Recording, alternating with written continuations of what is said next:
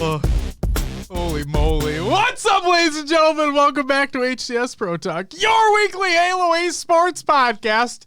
Don't worry, Will was sitting next to me the entire time if you're in the Twitch chat. And we got this shit started. He started the intro music right on cue. It's good shit. Ladies and gentlemen, this is episode 221 for the week of February 6th, 2022. The title of this episode is HCS Anaheim Preview. My name is Josh, aka JK Fire, and this week I'm joined by the man in... I've already said the monkey hat. I've already said the smoky hoodie. Oh, you need a new... I need a new one. Yeah. What do you got? What shirt you got underneath there? Does it work? Please! The man in the FaZe shirt, Will, a.k.a. I, Mr. Bam. Will, how are you doing on this Tuesday? Money Tuesday. Afternoon, evening. I should say I'm feeling pretty money. Ooh. It's Money Tuesday. Cash money, feeling cash money, bro? How about yourself? You know, I'm sorry that we had to postpone the show to today, but to everybody tuning into the live show, welcome. Glad to have you. Berg, Shio, Legend, Hoods, first timer, welcome. Good to see you. And everybody else who's going to pop in, welcome to the show. I'm doing all right. Again, sorry we had to postpone. Shit came up. Life is life. You know what it is. Will, thank you for being flexible as well. I appreciate it as always. But other than that, I'm good. And I'm ready to talk about some shit. Are you ready to talk about some shit, Will? Yeah. What do we got coming up? On this week's episode of the show, we have celebrating anniversaries with Halo Wars and GT Halo, what it means to support grassroots partners in the greater competitive Halo community, upcoming tournaments from around the scene, Flamesword speaks about the breaking up of the Status Quo roster, tournament recaps, presented by Will, of course, our HCS Anaheim Preview. We're going to talk about the event, the teams, predictions, Twitch drops, right, Legend? Twitch drops. We'll talk about that shit, too. Can't wait to see the exclamation point drops in chat all weekend. It's going to be all weekend long. We'll talk about Formal potentially stepping in for Ryan Noob, depending upon the COVID situation there. We'll talk about it all. We have Halo Infinite updates and updates about updates, CDL opening weekend results, and video games surrounded the show as always. So, Will, let's get into some competitive news. Halo Wars 2, 5 Mumbo Number Fat year anniversary tournament promo. This is by Yodesla, one of the main people in the scene of the Halo Wars 2 competitive community. It is going to be free to sign up. All skill levels are allowed, and there's going to be giveaways for many players and watchers. So please, if you haven't already, exclamation point shoutouts in the chat, or if you're listening to the audio version of the show after the fact, it's in the description. Go check out the link in the Google Doc of the shows of the show.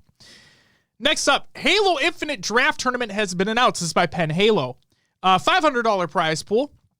February 1st, signups are open. It's a $10 entry on February 1st, which has now passed, obviously.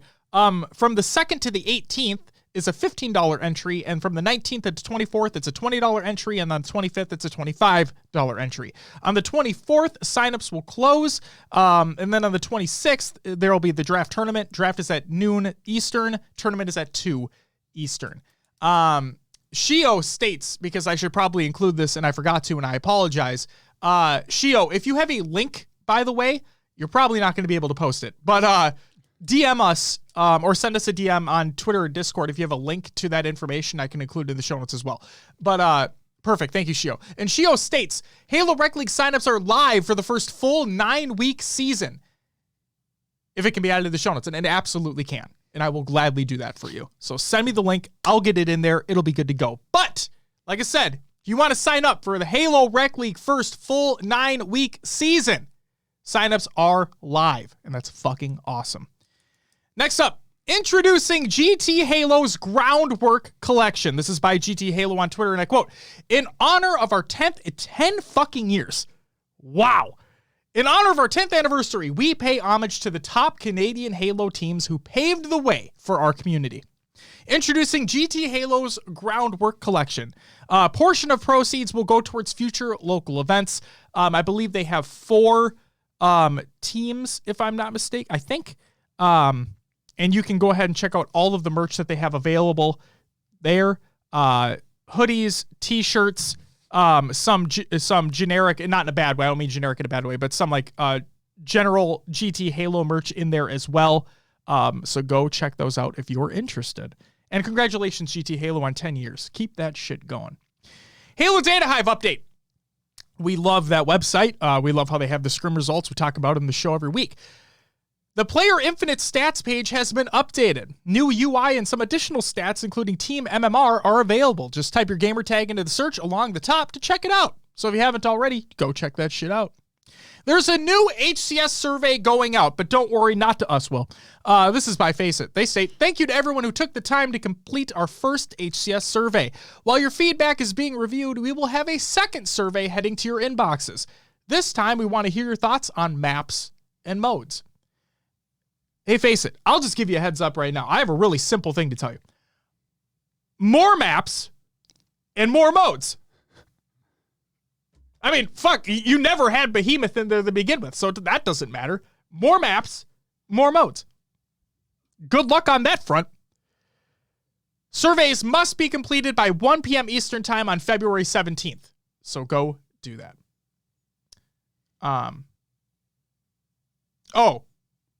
Update to what Shio was talking about. He says, our COD signups are live. Halo goes live this Saturday. Well, either way, Shio, the link will be included. Everything will be in there. It'll be good to go. So, Will, remember when there was the whole fiasco around the Router 2 shit that happened? Royal 2 gets suspended. Yeah. And there was talk about how, oh man, like that could really eat into this player's salary, whatever it is. I'm not here to talk about what people make or anything like that. That's not my, that's none of my business. But I do have something that I do want to talk about in the show here. And this is from King J, a professional player for Built by Gamers, if I'm not mistaken. And he says on Reddit, without giving out details, I can answer some questions. As a pro player, my salary alone is enough to live off of. I also stream, which makes me enough to live off of as well. With both of those income, I definitely live comfortably. I signed a year-long contract and get paid a salary for my organization to represent them in tournaments and such. So, at least for his sake, it's a year-long contract. And I imagine, I don't want to speak for the organization, but part of me thinks that this is like a test, like for their first year in Halo, you know, give the full season a shot, see what happens after the fact. You know what I mean?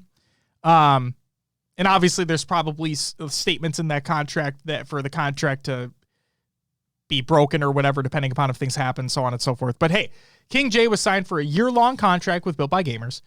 And according to him, for his situation, he makes enough alone from the salary to live his means. So the fact that he streams on top of it is helpful. So I just thought that was really nice that at least we don't really get a lot of this conversation, you know? So it's good to see that come through. A little tease by John DeHart. Calling all female Halo players. Start practicing as a team of 4. Your time to shine is coming. Well, I don't know what the fuck that means, but I'm excited.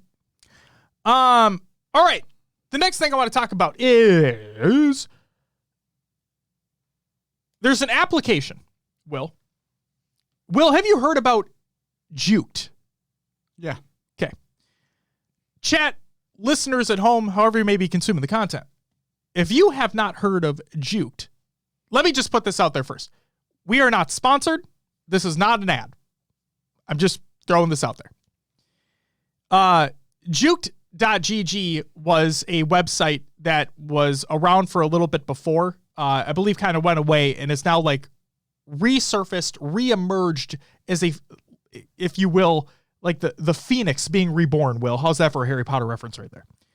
And they released basically a full-blown esports-centric social media platform in the realm of a Twitter or a Reddit, where you have your feed of information based off of esports teams and the like that you follow, right? And your timeline is populated with that information, and then you can comment directly on it. You can start conversations with people, so on and so forth. You have your own profile, whatever it is. And if you go into our show notes, there are links to let that finish. Beth, I'll get to you in a second. If you go into our show notes, there are links to both the Apple early access and Android early access ways that you can get into the application.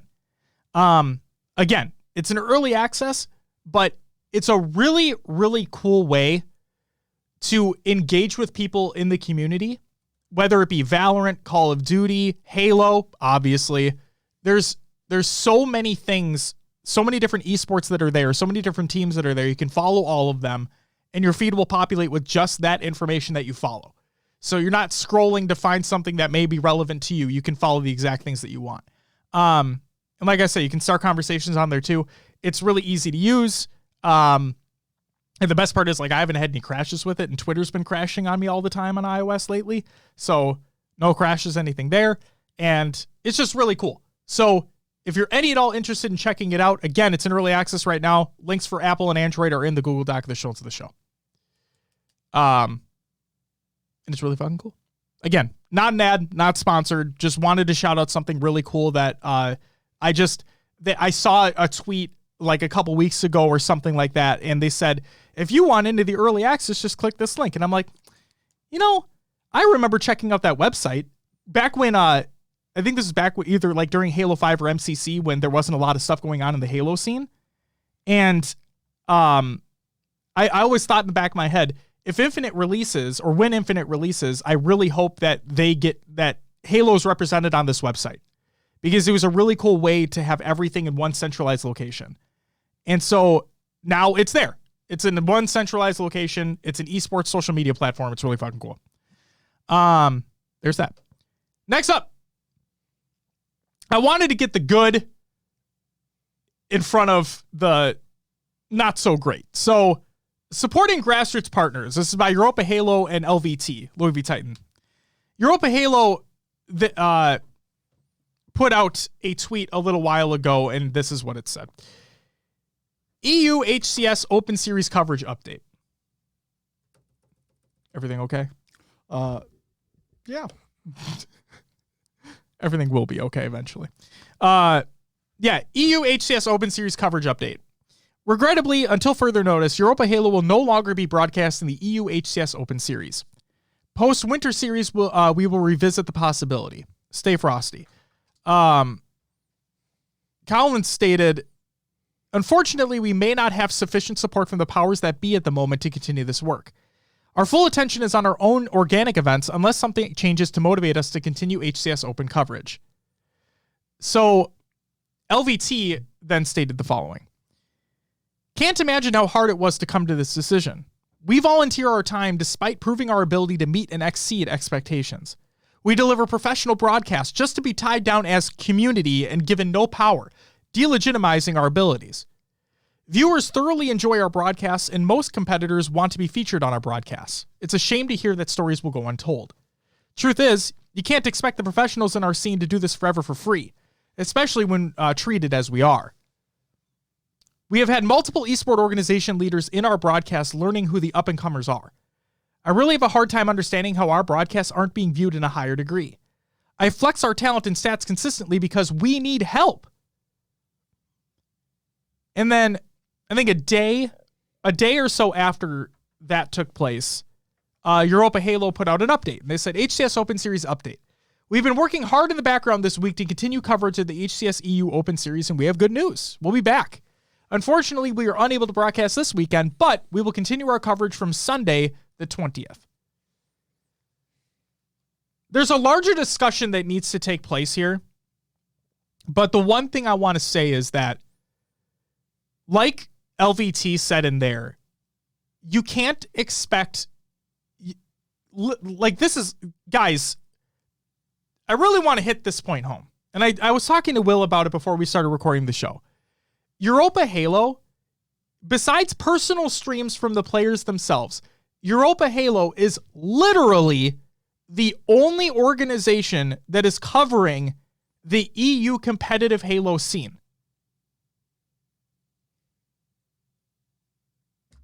That's it. For all open series coverage, that's it. And the HCS team continually talks about how they want to expand and bring more people in, and they want this scene to grow, right? We all want the scene to grow. That's not a lie. We all do. We all want the scene to grow. But if we're not giving them an LVT, because also spoiler alert, like LVT is one of the only production organizations for North America that is providing coverage of the Open Series in North America.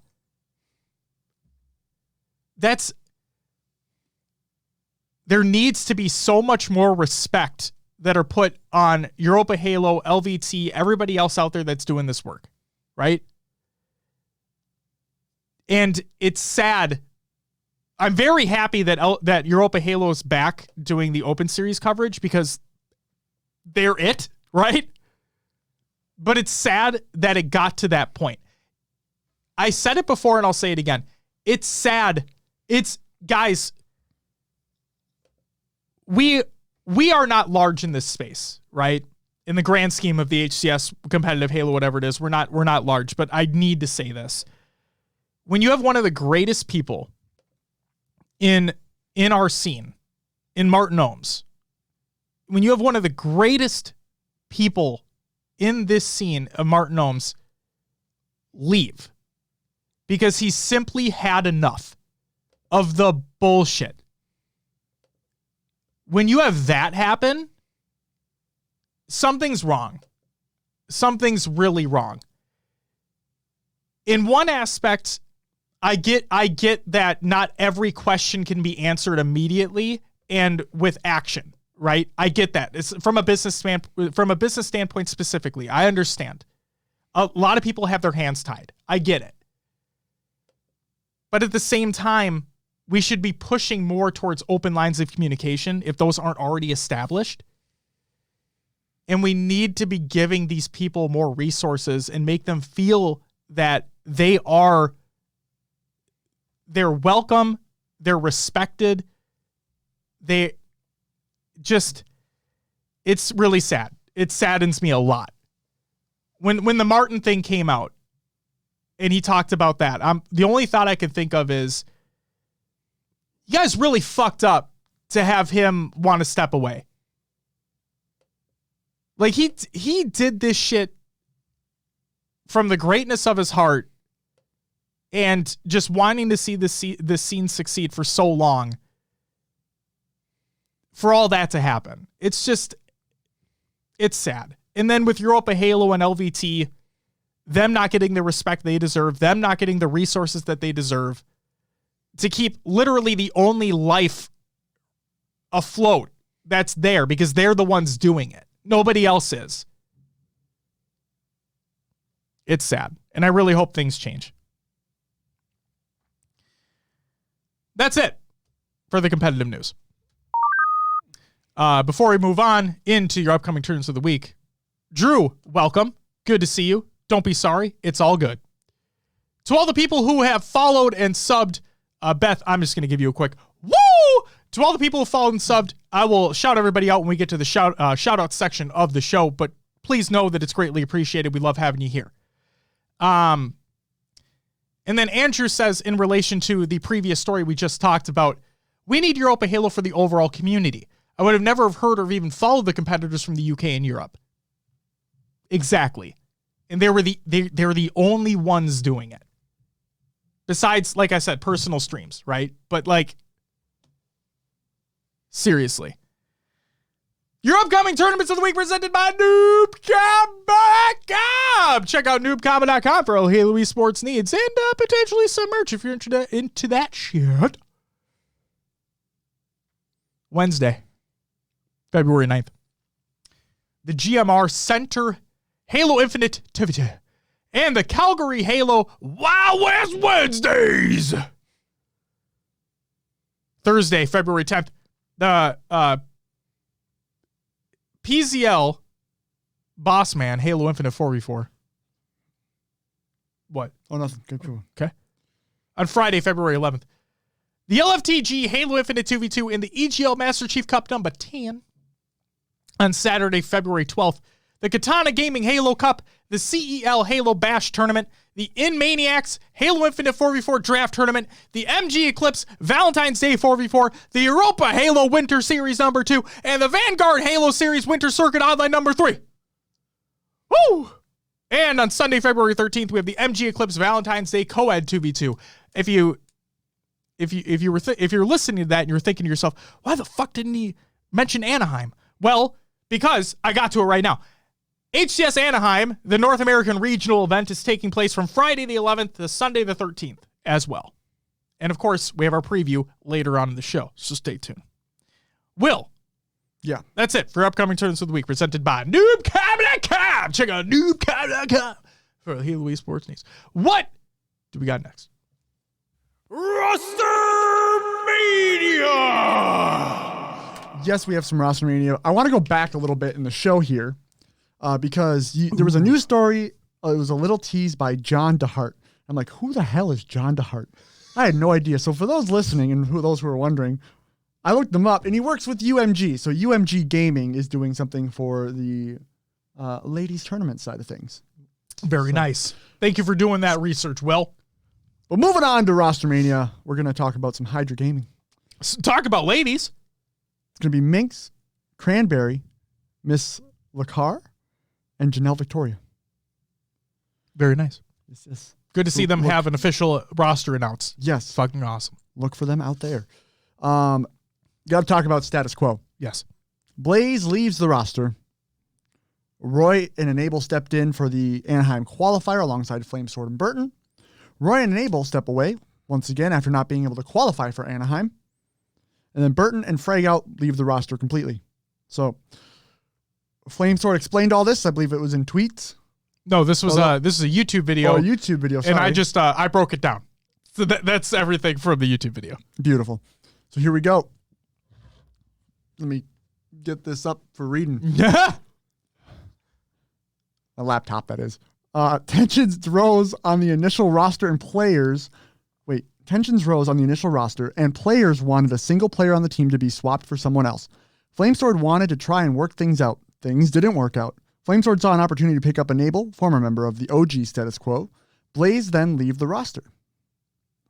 After running games with the roster of Burton, Fragout, Flamesword, and Enable, something still apparently did not feel right with the team. Burton and Fragout apparently were pointing fingers and not working well together. 3-4 days before the Anaheim qualifier, Fragout is benched and Roy is picked up in his place. Status Quo failed to qualify for Anaheim, and Enable and Roy were only picked up to play in Anaheim in the event the team had qualified. Flamesword wants to take some time to figure out a great roster and work on putting the time in to develop the players. Then, once Flamesword has determined he is done with competing, he wants to be able to hand the reins over to the team to find a fourth and continue on. There you go. The video is a lot longer than that and talks about a lot more than just the roster, but, you know, in the context of our show, we want to talk about the roster. So it's a shame to see it kind of crumble, so to speak, in that scenario. Yeah, and at the end of the video, he talked about how he has nothing but respect for everybody that was on the team, and he wishes everybody well in the future. He talked about one of the members already being on another team and them scrimming with one another. So I don't think there's any bad blood there. Right. At least I hope not. And yeah, we'll have to just wait and see what happens in the future with Status Quo. All right. And that's going to do it for the Tournament League. Rostermania. We're moving on to the Tournament League recaps. We are. Raider Hater. Thank you for the raise up. You get a. Woo! Good timing. It was perfect timing right at the end of the segment. It just worked out perfectly. Yep. Scrim recaps, Will. You can find all your scrims results for all your regions over at Halo Data Hive. We shouted them out earlier. Shout out again. Notable scrims on February 3rd. Optic Gaming. Tied FaZe going 6-6. I'm paying attention to Optic here because while scrims may not mean a lot, I'm paying attention to scrims in the sense that we have Anaheim right around the corner. Let's see where Optic kind of stack up here, right? February 4th, We Love Anime beat Fnatic 6-2. We Love Anime, one of the qualified teams from the Anaheim qualifier, which will be at Anaheim. Kansas City Pioneers actually beat Sentinels in the scrim 7-6. Love the KCP boys. eUnited bested Cloud9 7-6. On February 5th, we had the Optic Gaming roster tying Cloud9 7-7. And KCP going 11-2 against G2 Esports. And the last notable scrim I have here for the North American region, on February 7th, we had Fnatic winning against We Love Anime, kind of a rematch there, this time 7-6. So able to dial it in there. Maybe they just had an off day before. But like I said, I'm trying to pay attention to this Fnatic roster as well. So we'll see what happens there. But Will, that's it for the scrim recaps. Would you mind running us through the tournament and league recaps for last week? We'll start off with the Esports Arena Series Qualifier number 1. In third place, we had Walls of Jericho. It was Nikolai, Chill, Deuce, Squilly, and Gunshot. Second went to Incognito, Carmea, Cycle, Tony 2 Turnt, Piggy, and that's it. First went to We Love Anime, Rami, Bohm, Neurotical, and Collect. Next tournament, the UGC Collegiate Spring Season Kickoff Tournament results. In fourth place, ASU Kinetic. It was Butterbeams, Eagleus, Jelly Beams, and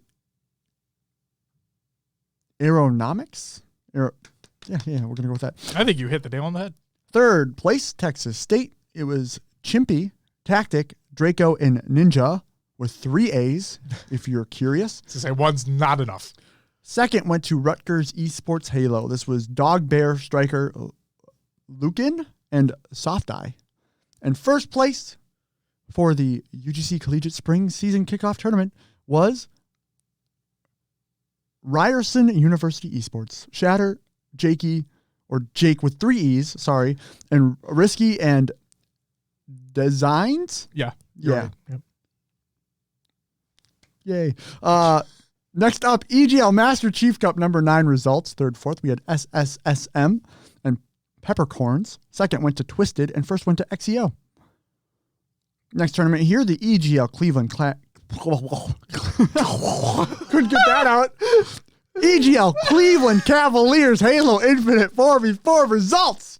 In fourth place, we had Beach Vibes. Nice. Third went to Hype and Positivity. Second, Ignis Esports. And first, GDT. There you go. The Peak Halo Infinite Peekaboo Co-Ed 2v2 results. Fourth place went to Need 8s. It's Divine Damsel and Vetra. Third went to Joker and Carly, which was Mines and Miss Lacar, but then it said kind of not really. Do you mind if I read this? You go for it. Okay, so this was some fucky shit. All right. Remember the whole Mines allegation? Yeah. Okay, so this was not on Mines. This was on Miss Lacar, and if I mispronounced that, I apologize. But apparently, Miss Lacar was DQ'd from the tournament after an hour-long investigation by Peak and multiple parties into cheating allegations. So, in a now-deleted tweet, I saved it. In a now-deleted tweet by Peak, the tournament organizer, it stated, quote, "We understand there will be people who disapprove of the decision and base the tournament's success solely on one specific moment. However, we reviewed the video and accusations for over an hour with multiple parties. We appreciate your concern and appreciate your understanding," end quote. The thing is, and I went back and I watched it. The thing is, Miss Lacar streamed her entire POV for the entire tournament. Including the film review with the organizer. Oh. Yeah, like she was live the entire time. Now she was muted during that portion because, competitive integrity, but no, She was live the entire time. And when I was watching it, I didn't see any signs whatsoever. Okay. It's a very fine line to tread here because there was a lot of people name dropping and name calling and pointing fingers at who accused her Was it one person? Was it multiple people? I'm not going to say who those people were or were not. Instead, I'm just going to generalize. So, during her stream, the supposed people who accused her came into the chat. Now, it's one thing, here's from my perspective, as an outsider looking in and just seeing the tweets that came out, right? I wanted to go in and do a little research myself and see what was going on, okay? Like the Mine situation. That whole video was released. Was he actually cheating? Was he not? Blah, blah, blah. So, what happened was, during her stream, I didn't see anything that would indicate her cheating. I didn't see walls. I didn't see aimbotting. I didn't see anything like that. Supposedly, the reason why people were suspect is because of her comms, because of what she was saying. So, like, predicting where somebody was going to be, but in the accuser's mind, stating where they were as fact. Like, no doubt in mind, this is where this person is, around this corner, around this box, wherever it may be. Okay? When I was watching, I still didn't get that. Instead, what I got was, and the reason why I say the supposed accusers were saying that is because, in my mind, I'm streaming the tournament, right? I'm playing my games. I'm streaming the tournament. Mm-hmm. Everything's going fine. Then eventually, I'm accused of cheating. I'm still streaming. Hey, guys, I need to look into this. I'll be back soon. The supposed accusers, while the film review is taking place, again, she's streaming, but is muted. While the film review is taking place, the accusers come into the chat unexpectedly. They weren't there before. That makes me believe that the supposed accusers were the ones that accused her. Because why else would you be there if not to try to make your point? Okay? That's from my, again, outside looking in, watching back the VOD on Twitch, because they have chat replay, so you can see it all happen as the VOD goes, right?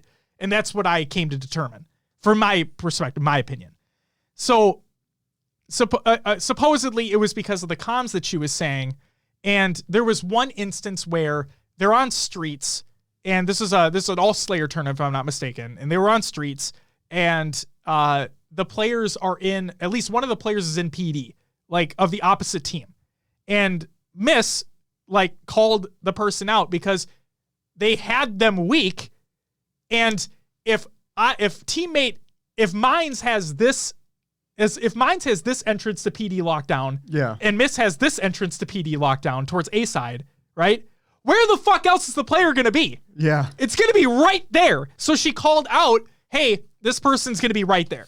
Well, how many times just from pros playing the game, like, you hear them all the time, like, could be top A, could be here, look here. And they don't know for sure, but it was the conviction in her voice. Sure. And when I went back and I watched, she did have conviction in her voice. I'm not going to lie about that. I'm not going to lie about any of this. It's just my opinion. Did have that. And Hood's exactly correct. That's my point. Hood states predicting spawns isn't hard. And this wasn't even a spawning situation. This was literally, they saw the two players. Miss had somebody weak. The person weak runs into PD. Mines have this side locked down. Miss has this side locked down. Where the fuck you think the player's going to be? Right there. And that's just one example, right? So I'm so curious to what happened, though, because there was a decision, now there isn't a decision because the tweet got deleted, or what's going on? I don't know. So that's why I said, but not really, in question mark? Like, what? So, I don't know if it's confirmed or not, because, like I said, the tournament organizer deleted that tweet. And I'm like, so are you standing by what you said? Or did you delete it because you couldn't take the fucking heat anymore? Like, what the fuck's going on? The Mine stuff, and the ironic fucking part, Maddie and I were talking about this, the ironic fucking part is that Mines is her teammate here. Right. Like, I was like, whoa, it's crazy. It goes deep. Is there? I mean, I'm starting to be like, is this another dig at Mines going after his teammate? So apparently, Miss has been targeted before. But when I watch her POV, she's just really good. Like she has a really good snappiness to her play as well, and not an aimbot sort of way either. I'm talking about like when she sees somebody, she will be on you, and it's that type of awareness and that type of just ability that I don't have. It's just that inherent ability of a player. Keeping with the conversation here, Hood says map knowledge plus map control. Absolutely. And Streets being as small of a map as it is, where the fuck you think players are going to spawn anyway? It's easy.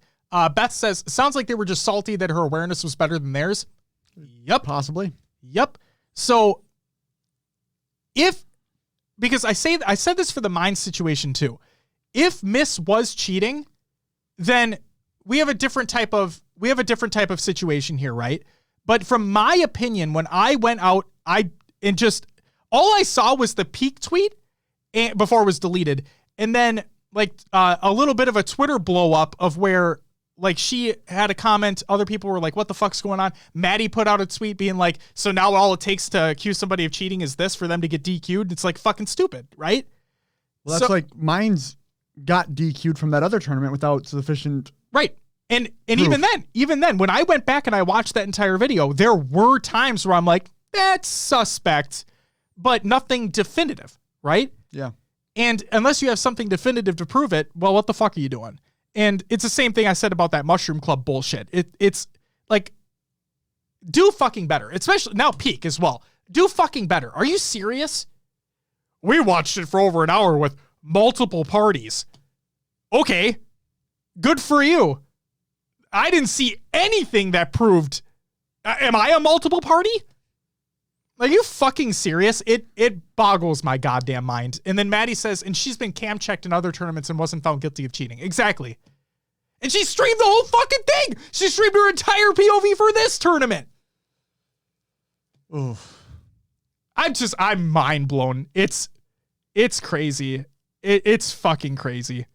So, to Miss, Mine's being a teammate being irrelevant in this situation, although kind of ironic and funny. A little bit. Yeah. To Miss Lakehar, again, if I'm mispronouncing your name, I apologize. But from what I saw, in my opinion, and I'm not trying to take sides here, this is just from my opinion. I'll tell you if I think you're fucking cheating or not. I don't think you were. Peak, I think you need to do better as an organization. And the fact you deleted the tweet is just fucking stupid too.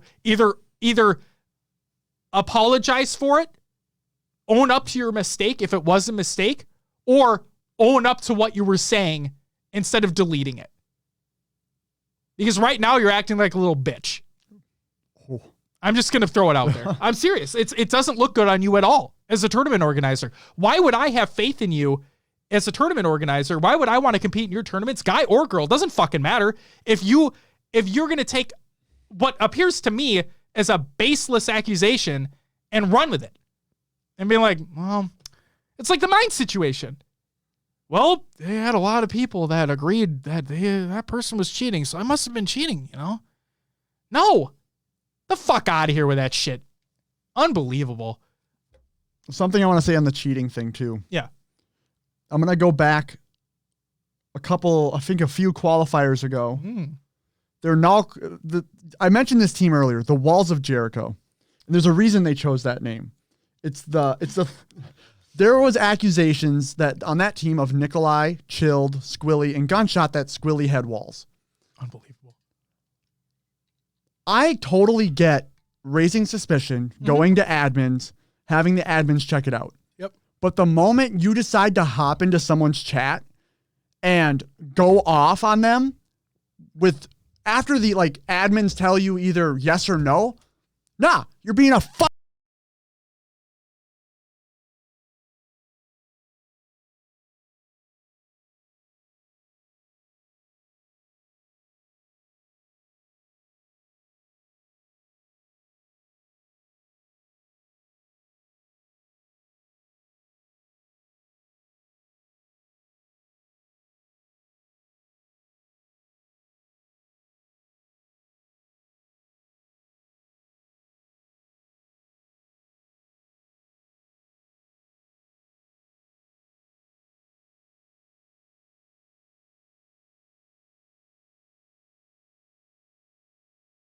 Okay, we're back though on the mic though. We're back on the mic? Jesus Christ. Will finally gets in a don't be a shitter heated debate and that happens. That was incredible timing. I just love how he smacks the desk and it's like, fuck you, bro. What happened? Recorded audio was lost. The whole thing?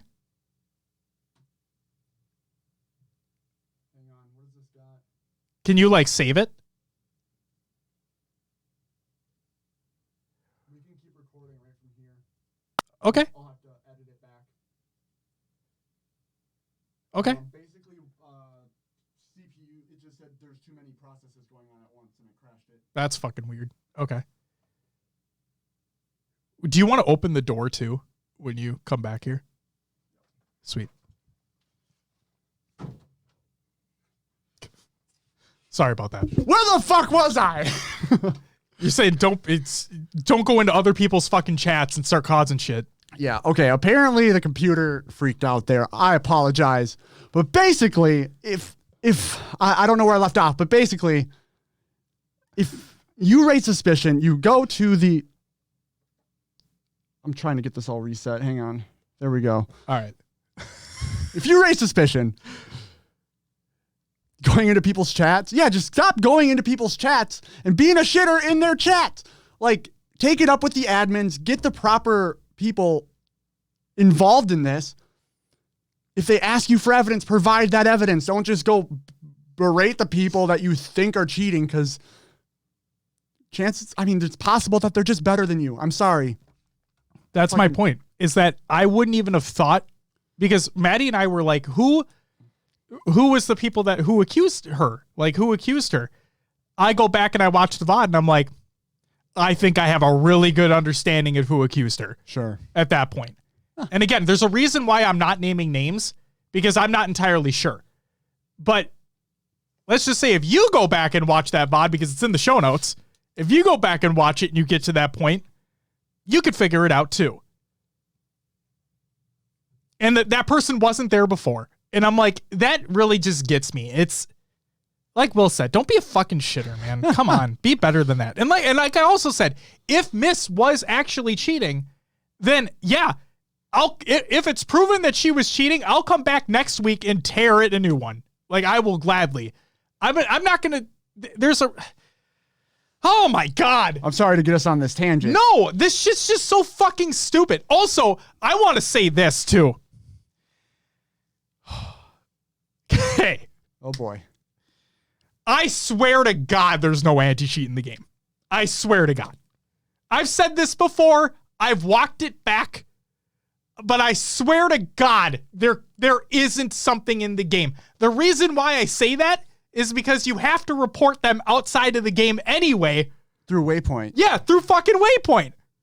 There's no way there's an anti-cheat for this game. And then I see people saying, well, it's apparently anti-cheat is supposed to actually come like in the February update, in the whatever update that is. What it comes down to, though, no one knows. Right, no one knows. But the fact that no one knows is bad.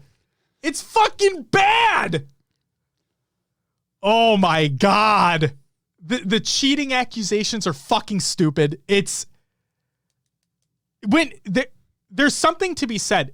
When you, I swear to God that I think that I even think you were in the game too. Justin, myself, you, and Shot.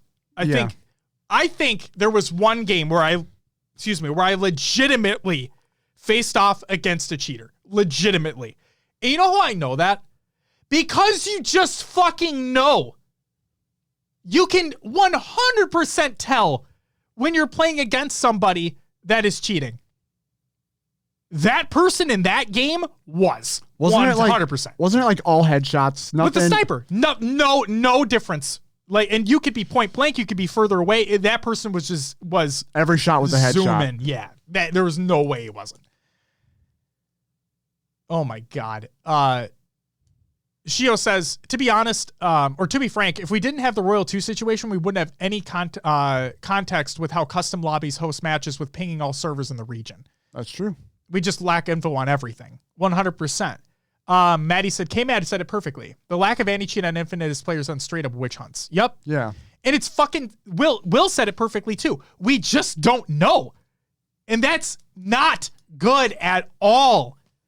The fact that we have to report players outside of the fucking game blows my mind. Does it show like we can't just, it's a little sad in my opinion. Like 343 says there's an anti-cheat, but we just can't believe them. Like, no, there's no validity to that statement. I don't know. Can you, and again, I'm not trying to be an ass. Like, if you can prove it to me, that's one thing. But we're literally sitting in the dark here, man. We're just fucking sitting here in the dark. Nothing's happening. Yeah. God. Yeah. It's unbelievable, man. I have my thoughts on cheating and the recent widespread of cheating. I'm going to blame Warzone and Call of Duty. Ooh. That's where it all started. Call of Duty never had an anti-cheat. Players ran rampant in Call of Duty for the first time with no repercussions on anti-cheat. Before you continue, I just want to say, for the record, we do understand that cheating has been in games forever. Oh, yeah, we understand that. But in prevalence sake for what we're talking about, the booming of it. The booming of it, yeah. Yes, there you go. That's what it feels like to me ever since Warzone. And and then it's created this unsureness of like you said, like people are on witch hunts because there's just you don't know if someone feels like they're cheating, like they probably were in Warzone, and now it feels like it's carried over to other games. Yep. But it's sad. This is the sad thing is we might need more applications like a Valorant Vanguard. I agree.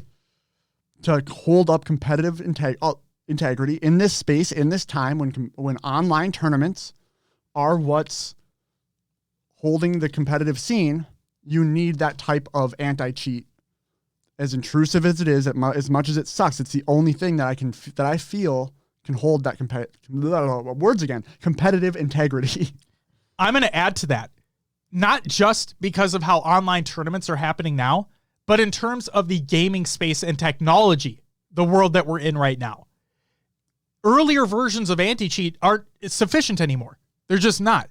And with the advancements in technology and the advancements in cheating programs that are being created, the advancements in computing, we need something, like Will said, as much as it sucks to have it, we do need something kernel level or in that realm or something new that gets developed or whatever it may be to lock things down as much as possible to have the highest level of competitive integrity. And right now we just don't have that. And from the sounds of it, we're not going to get that anyway. Up and in a silver lining for 343, they did state that they are always paying attention to it and will iterate and change if they see fit. So they're not saying they won't ever do it. Right. They need the data.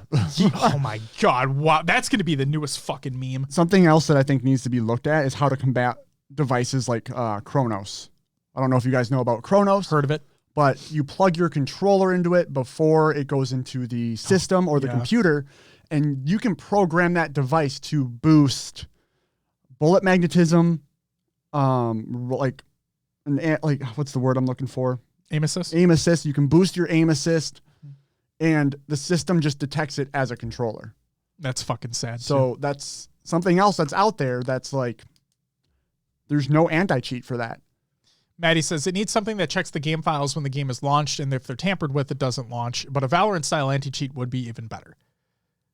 Agreed. Now, my question is, you technically, correct me if I'm wrong, technically you can play Valorant with a controller, can't you? I don't know. Maybe. I haven't tried. There's a reason why I say technically. Like, something tells me I think you can get it to work. Obviously, it's not like what you should do. I feel like I've seen people who are moving like they're on a controller, but you never know. So I'm wondering if Vanguard would detect, because I'm not well versed in its anti-cheat, but I'm wondering. Beth says, I knew as soon as they initially said how the anti-cheat would behave way back before launch, they were screwed. Yep. And the fact you can't report players in game. But that's besides the point. So, Will, you have the rest of the results to go through. Yeah, we were still in the middle of tournament league recaps. For even that tournament. Yeah. I'm sorry. Peak Halo Infinite Peekaboo Co-Ed 2v2. Fourth place needs a Divine and Vetra. Third, Joker and Carly, which was actually Mines and Miss Lacar. And I'm saying they got third place. Fuck them. Until there's actual proof, I'm going to say it's Mines and Miss Lacar. Yep. Second went to Amnetic, Pyretic, and Command Station. And first went to Sab and Audie, Sab and Miss Audie. Next up, we have the Calgary Halo Wild West Wednesday. Ooh. In Wild West. 5th through 8th, we had Ups, first round bye, Team Us, Is it USA? USA. Ah. Martin USA. was on that team. Martin was on that. Yeah, you got to shout out Martin there. And then E-Mafia. In 3rd, 4th, we had Dragon's Daycare, which included Straphius and J-Lap. And then also in 3rd, 4th, we had Snapes on a Plane, which was Bittersweet and El Ringo. That's a good name. Does that go on the list? Snapes on a Plane? Yeah. I think it goes on the list. Yeah, it goes on the list. I'll add it to the list. In 2nd place, we had Bronze 2 in the LOL. Should I put USA on there too? It's decent. It is decent one. I like it. Which was Chilled You and DQ Riddles 69. And then first place went to Ability. It was Exposure and Exploits. Next up in the LFTG Halo Infinite 2v2. 5th through 8th was Team Underrated, LMNtrix, Lamintrix, Blackhand, and Unnoticed. In 3rd, 4th, we had Demons, which was BTH Danger and VG Skim. And then Team Saurim, 3rd, 4th place as well. It was Nexi Sour and Ampium. Second went to Ability, Exposure, and Exploits. And first went to Exceed, Evolving, and Practiced. Is this what I think it says? No, isn't that Uwu? It is, but it's like but isn't that, UIU. Yeah, but isn't it UWU? Yeah. So this is not that, right? Anyway, we're fucking old, dude. Man, I don't even know anymore. UIU, Women of Infinite. If someone knows what that stands for, please let me know. Please. It's the 4v4 tournament. How I'm really feeling old. In 7th through 8th, we had Rogue Nades and Ping of the Hill. That's a good name, too. That's a good name, too. And 5th through 6th, we had Berries and Cream and Tina's Cod Minions. Berries and cream, I'm a little that loves berries and cream. Thank you. In 4th place, we had, is it Chimsitas? Chimsitas? I don't even know. This was Labolma. I'm going to mess up some names. Gishlane, Airborne Vanessa, and Lacath. In 3rd was Bex Haram.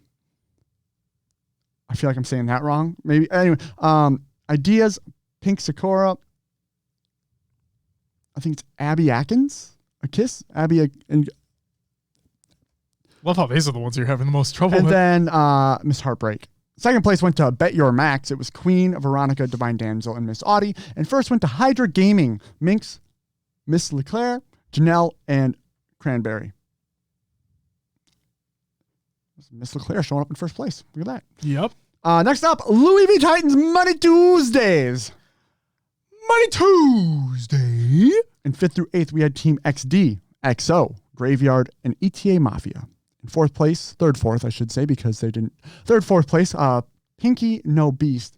It was Pinky in the Brain, or in the Blaine, sorry. That's pretty good. That is and good. Beastwood. Other 3rd, 4th place team was Talentless, Creepy Trash, and Conspiracy. Second place went to Cobra Kai. Cobra Kai. I got to say it right. Eli Elite and Gold Star BR. And first went to Exceed, Evolving, and Pyretic.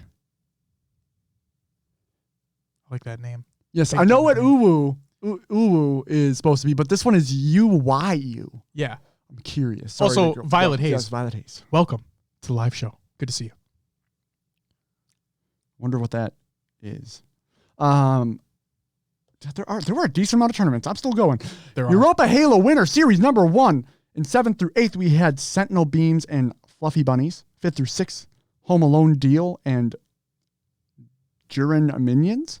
In 4th place, we had Team Tilt. This included Systematic. Systematic.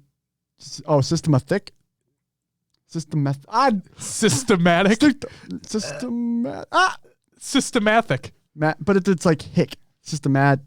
Systematic. Okay.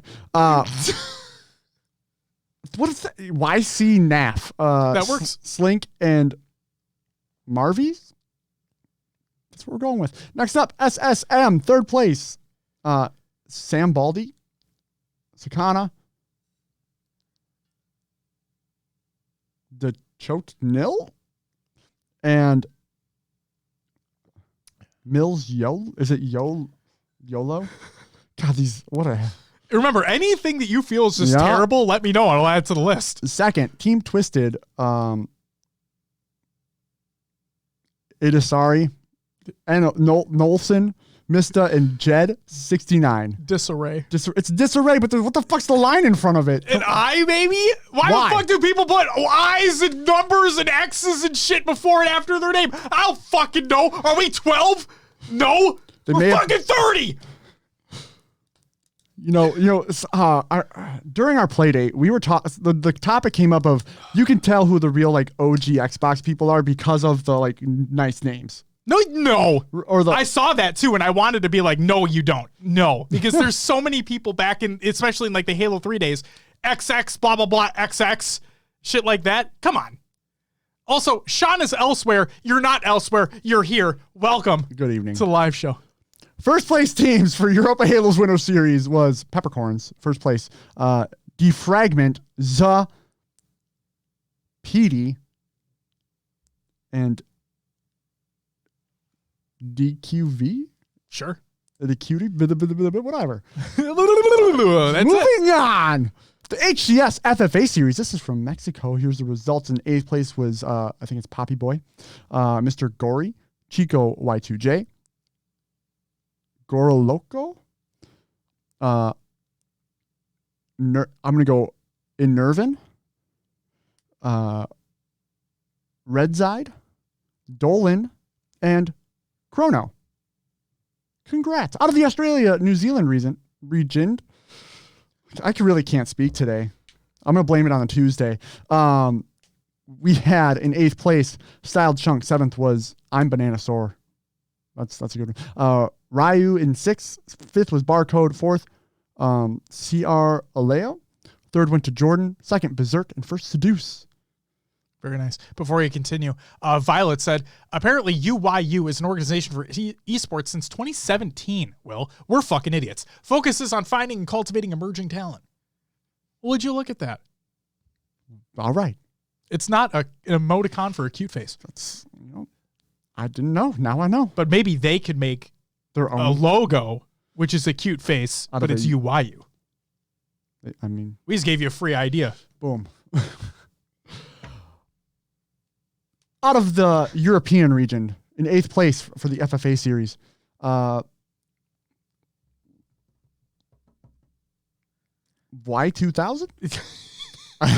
Zufo finalized, SLG in 5th, and 4th was T-Banged. T-Banged! Oh, baby, when she moved. I go crazy. Thanks. I'm adding that to the gamer tags list. A good one? Oh, yeah. All right. T-Banged? Yeah, Third went to Blizz. 2nd, Mentland. And 1st went to, I'm going to say it's Legend. It is Legend. You are correct. Yeah. We're getting through it. Whew. Best part is you're not even done.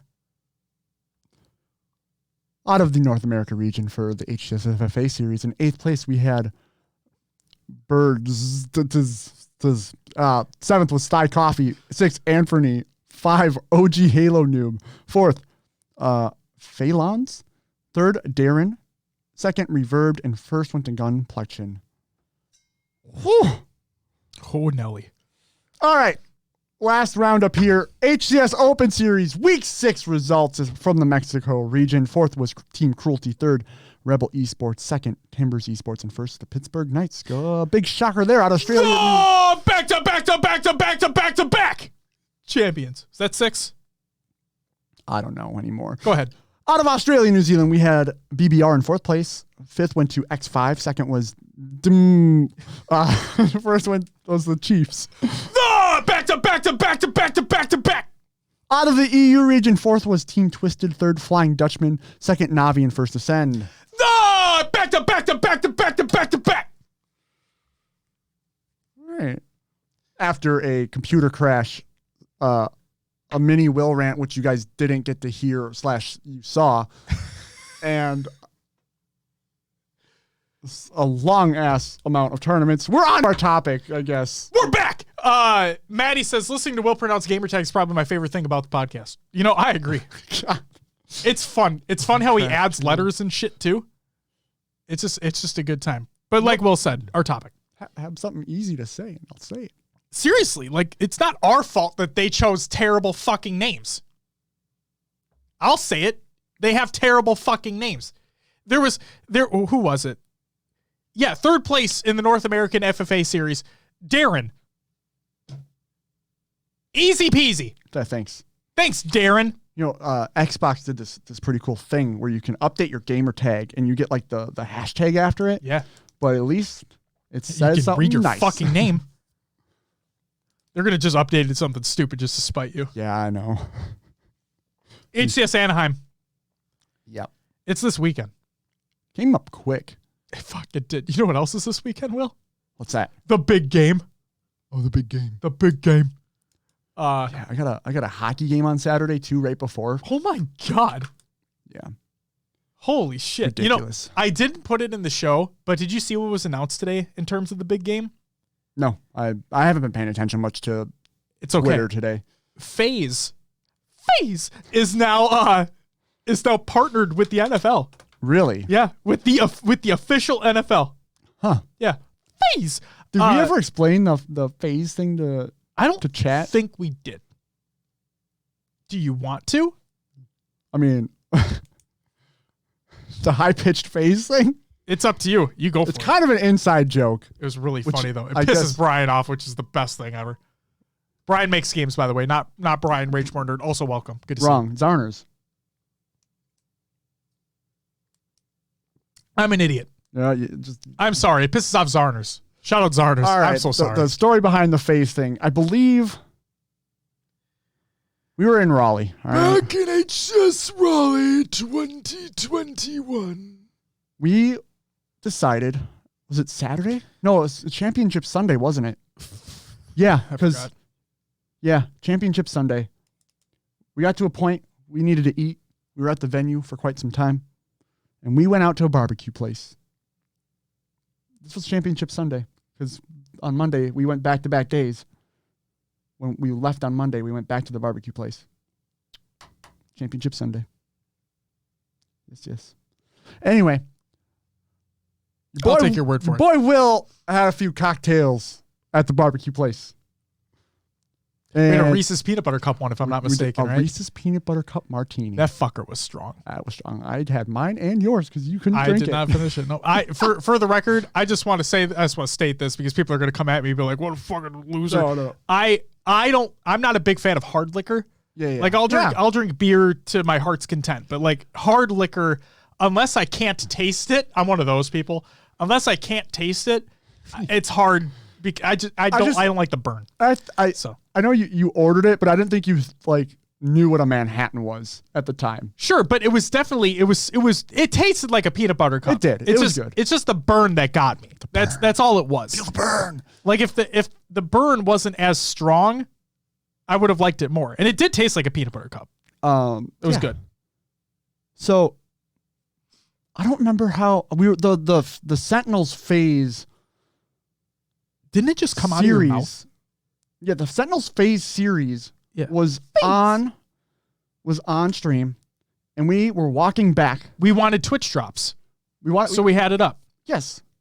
We were walking back to the venue. I was cold because it was rainy. I didn't bring like a jacket. I think I was in a t-shirt, right? Or maybe just a long sleeve. I was in a long sleeve, but I was still cold. And we're coming from Minnesota, mind you. Okay. So it's already cold at home. Like here where we are now. It's already cold. It was like mid-30s and raining. Yeah, so when you're out there Raleigh. in a t-shirt and it's raining, a little it don't cold. fucking feel good. So anyways, I was talking like, I'm going to buy a piece of merch when I get back Oh, that's right. to like a sweatshirt or something to warm up. And FaZe won the series. And I don't know, just FaZe came out of my mouth at some point when I did the thing. Yeah. Peace. And so we just kept doing it. And pissed Zarners off. And it's so funny. It's And so funny. We also sang Country Roads Take Me Home to Him on the walk. We did. He joined in. He did. He joined in. Shout out to Zarners. Boom. So when you hear us go FaZe, it's a callback to our time in Raleigh. Wait, when we do what? FaZe. Peace. Also, the walking into the hotel on the first or second night, it was Friday, I believe. Or was it Thursday? Gosh, I don't remember. Which hotel?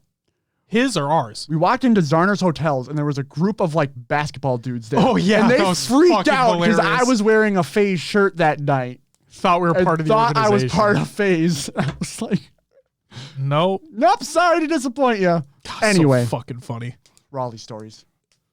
It was a good time. It's a good time. It's a good time. So that's why we do high pitched FaZe all the time. Anyway, topic.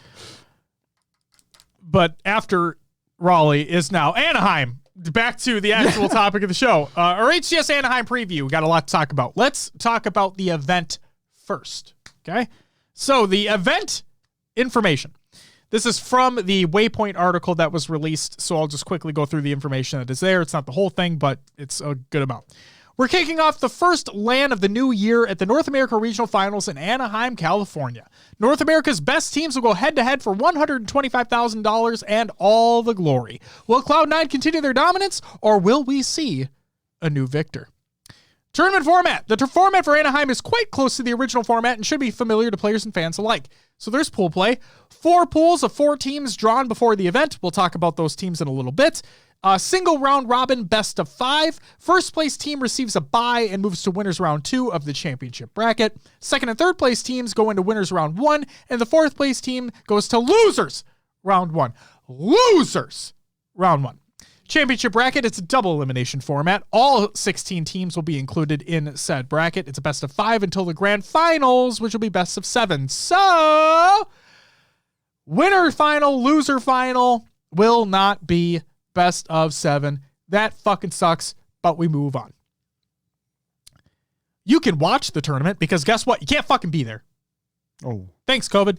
So, as mentioned, we are unable to accommodate a live audience at the North America Regional Finals. To get all the action, check out the official broadcast links, and they are for the A stream, twitch.tv/Halo, youtube.com/Halo. For the B stream, twitch.tv/HCS, and twitch.tv/Xbox, youtube.com/Halo Esports. Actually, I don't think that URL is correct, but just search for Halo Esports on YouTube. It'll be there. The C stream, twitch.tv/HCS_red, and then also on the esports channel for YouTube. And then the D stream, twitch.tv/HCS_blue. Again, YouTube, search for Halo Esports. Broadcast times for each day. Maddie Rum said, if you didn't say / do you think people would put a backward slash? No. You never know. I say you don't know. Maddie, I think part of me is the reason why I say it sometimes is because in my workplace, we use the backward slash for credentials to log in. So I just, it is what it is. It is what it is. Broadcast times. Friday, February 11th. 11:30 a.m. Pacific time. Saturday, February 12th, 11:30 a.m. Pacific time. And guess what? Sunday, February 13th, 11:30 a.m. Pacific time.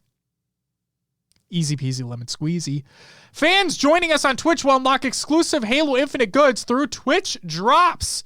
Pay close attention to what the fuck I'm about to tell you. Are you ready, Will? Yeah. Are you ready, chat? I'm not going to wait for you to respond. I'm just going to say... What was that? Yeah. Oh, yeah. All right. Hey, fellas. Yeah. So I don't remember. I don't remember either. So If you watch the HCS streams for 1 hour total, February 11th through the 13th, all 3 days, you only need to watch for an hour. On the HCS streams, you will receive the HCS Winter Battle Rifle, Sidekick, and Assault Rifle coatings. Cool? Moving on. If you watch any partnered co-streamer for 1 hour during the entire weekend, again, the entire weekend, any partnered co-streamer for 1 hour, you get the Championship Chalice nameplate and emblem. Brian, that's fine too. And on the 13th only, during the grand finals only, I imagine it'll be before that, but it'll be a specific time frame during Sunday, like right when the grand finals is going to be taking place.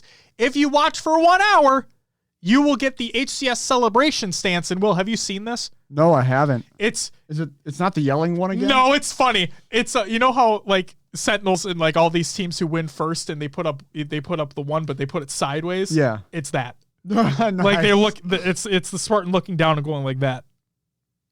Beautiful. Yeah, it's they lean heavily into it. It's really funny. Do you think we'll ever get animated stances? Because like that's. Don't give them idea for shop items, Will, because you know they're going to do it. I can only imagine they will. Yeah. It's only a matter of time, right? Or wait. Well, we'll have to wait. The game won't support it. You know. Oh, I mean, maybe. the UI can't support having more than the store items that are already in there. So, and we already know the UI can't support having more playlists. So, what are you going to do? Media will not be permitted on site at the event. For any other media inquiries, please email halo@eslgaming.com. Maddie put an asterisk on that. They do not apply to the twitch.tv HCS red or blue. That's funny because in the picture it said any HCS stream. So I think Maddie's got the scoop for us. Well, they just said they didn't include them in their tweet. And I'm going based off their tweet, which in the picture it said any HCS stream, if I'm not mistaken. We'll have to wait and see what comes through. Just watch the main one. You should keep up those streams anyway, because you should support the casters who are going to be on those streams. But a lot of good talent. Yes, but if you're not, we're going to talk about the talent soon. It's just coming up. But if you're not able to get the Twitch drops from them, then obviously have the normal one up too. So what is the prizing breakdown? Total prize pool is $125,000. First place taking home $45,000. Second with $27,500. Third, $14,000. Fourth, $7,800. Fifth, sixth, $3,850 apiece. Seventh and eighth, $3,000 apiece. Ninth through 12th, $2,500 apiece. And 13th through 16th, $1,750 apiece. What is the pro points breakdown? First, $15,000. Second, $9,000. Third, $6,600. Fourth, $5,400. Fifth through sixth, $4,800. Seventh through eighth, $4,200. Ninth through 12th, $3,300. And 13th through 16th, $2,700. It's like, whose line is it anyway? I'm curious, just because I don't know, but like, there's this prize pool that goes to the teams. I think the points breakdown is per player. Sure, but like going back to like, we really don't know about contracts. Like, what do players get of that? What does the org? I'm really curious. Oh, sure. Or and that's in their contract. Or is it more like the NFL where like, you get incentives? You get incentives. So like if you win, if you get first in a qualifier versus a regional or whatever, or like major, you get like bonuses. I'm curious. I don't know. Maybe King J will be able to provide more insight once his contract is up. I want to know. Who the fuck knows? Yeah. Anyway. Talent. There's a lot. Ooh. Speaking of Lottie, who is the desk host. That was a really, really bad segue, but I don't fucking care. Then you have your host is Blaze. He's back as well. Then we have a motherfucking shit ton of casters, a couple of which are brand new to the HCS scene, like the official HCS scene for casting. We have Bravo, Onset, Clutch, Gaskin, Golden Boy, Walshy, Shyway, Why Not Be Reckless, Tony, and Shurzy 1, and Lady Echidna. Congratulations to everybody involved. Yay. Can't fucking wait. It's going to be a good time. Let's talk about the invited teams, shall we? Your pre-qualified top 8 North American teams from the Raleigh Kickoff Major include Cloud9, Eco, Penguin, Renegade, and Stellar. They're your first seed. I'll go in order of seeds. Second seed is FaZe Clan, Bound, Boobadooboo, Falcated, and Snipe Down. Third seed, Optic Gaming, APG, Lucid, Pistola, and Trippy. eUnited, King Nick, Rain, Spartan, and Ryan Noob if he doesn't test positive for COVID. But if he does, before the event, in his place will be Formal. It is confirmed. We'll talk about that in a little bit as well. So there's that. The Kansas City Pioneers of Druck, Manny, Soul Snipe, and Talik. G2 Esports, Gilkey, Sabinator, Straight Sick, and Tusk. Your 7th seed is Space Station Gaming, Ace, Flazen, Tylenol, and Zion. And your 8th seed, because of the open bracket shenanigans that took place, and the qualifier and all that stuff, Sentinels, Frosty, Lethal, Snakebite, and Royal 2 is out of jail. Internet jail. Yes. So is Formal stepping in for Ryan Noob? So EU Burns stated they're waiting on a PCR test results for the entire team. Eric Olson replied, Formal stream had an auto response that Ryan Noob has COVID and Formal could be replacing FYI, and Burns replied with that is accurate.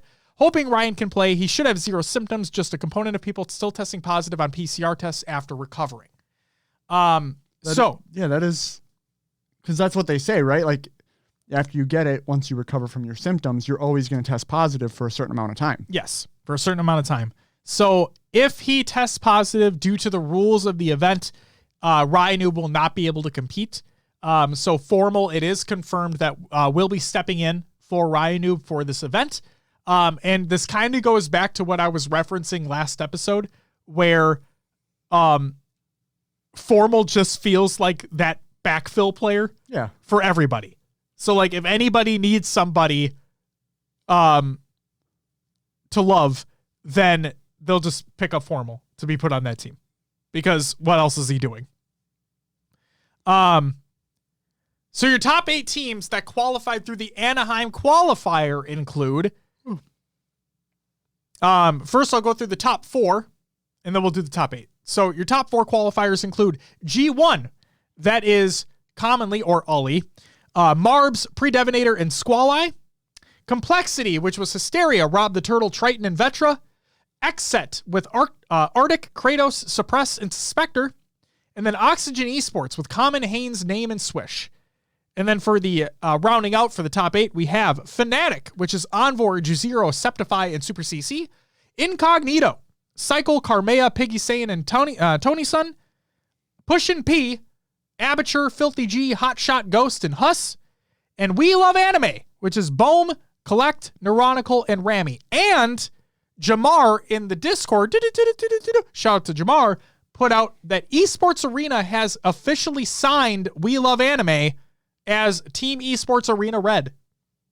So there you go. It is now Team Esports Arena Red instead of We Love Anime. Although We Love Anime is great. And Maddie even says, I wonder if We Love Anime will be playing as Esports Arena Red or not. But there you have it. Your pools. In Pool A. So again, the death pool. So people are saying Pool D is the death pool. I could see it for the second place team. Yeah. Not really for the first, but that's besides the point. So for Pool A, again, for those who may not recall, if Sentinels were able to win the Anaheim qualifier event, if they were able to win it, then they would not have been in the same pool as Cloud9. But since they did not win the qualifier, they are in the same pool as Cloud9. So Pool A includes Cloud9, Sentinels, Oxygen Esports, and now the Esports Arena Red or We Love Anime roster. In Pool B, we have FaZe Clan, Space Station Gaming, G1, and Fnatic. In Pool C, we have Optic Gaming, G2 Esports, Complexity, and Incognito. And in Pool D, we have eUnited, Pioneers, X-Set, and Pushin' P. I'm not going to go through the entire thing, but shout out to Hines on Twitter who put out the entire layout of how the tournament is going to happen from pools all the way to grand finals, even if there's a grand finals reset. That includes map and game type combinations. They're all there. Go check it out. And from the looks of it, they're keeping the same format that they had before, where Game 1's objective, Game 2 Slayer, Game 3 4's objective, Game 5 Slayer. Okay? That's for your best of 5s. And then for your best of 7s, Game 2 Slayer, Game 5 Slayer, Game 7 Slayer, if it comes to that. Cool? Everything else subjective. Obviously. Well, it's come to that time of the show where we talk about who we think are going to win, lose, upset, whatever the fuck it's going to be. It's time for our predictions where we always get them wrong. Yeah.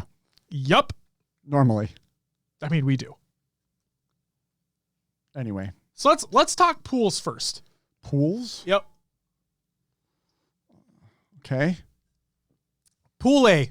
Yeah. Who wins it? We'll start with who wins and then who moves on to winners round 1, and then obviously we have the person who doesn't.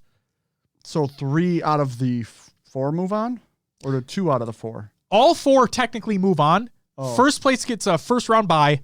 Second, third move to winners round 1. Fourth moves to losers round 1. Okay. So yes. So I'm Pool A. Pool A. Cloud9 wins. Okay. Sentinels in second. Okay. We Love Anime in third. I agree. And Oxygen in fourth. I couldn't agree more. The one thing I'm going to say is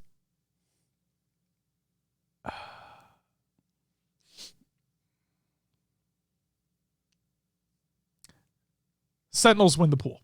You think Sentinels wins the pool? Yep. Okay. So Sentinels came out with their documentary about the Raleigh event. Yeah. And Royal One, who I've talked about previously, he was standing up for his brother in the cheating allegations and everything. But he was fucking, he was animated during the event. Now, he's their coach, for people who are unaware. Royal One is the Sentinels coach. I feel like they're going to be just fucking, we're here to prove a fucking point now that we have our full roster back. And our first victims are whoever's in that pool. That's my prediction. But I totally can see Cloud9 just winning the pool. They're really good. Do you see any possibility of an upset in that pool? No. Agreed. Moving on. Pool B. FaZe taking it home. Ooh. I guess we're just going to do that every time now. Oh, yeah. Oh, yeah. Space Station. I think it's going to be close between G1 and Space Station here. I don't know why. But they take second, third? Yeah, Space Station, G1, second, third. Fnatic still needed a little bit of work, in my opinion, to move up to that next level. I have no disagreements whatsoever there. I don't see how there could potentially even be an upset. The only, if you want to even call it an upset, I would say Fnatic over G1 or Space Station. That's the only thing I can see. But Fnatic just haven't proven themselves yet. And until they do, they're, no offense to Fnatic, they're just at the bottom of the tier right now in that pool. So, but like I said, the only upset I can see is them taking a series or being 2-3 above Space Station or G1. That's it. But FaZe easily wins that pool. I agree. Pool C.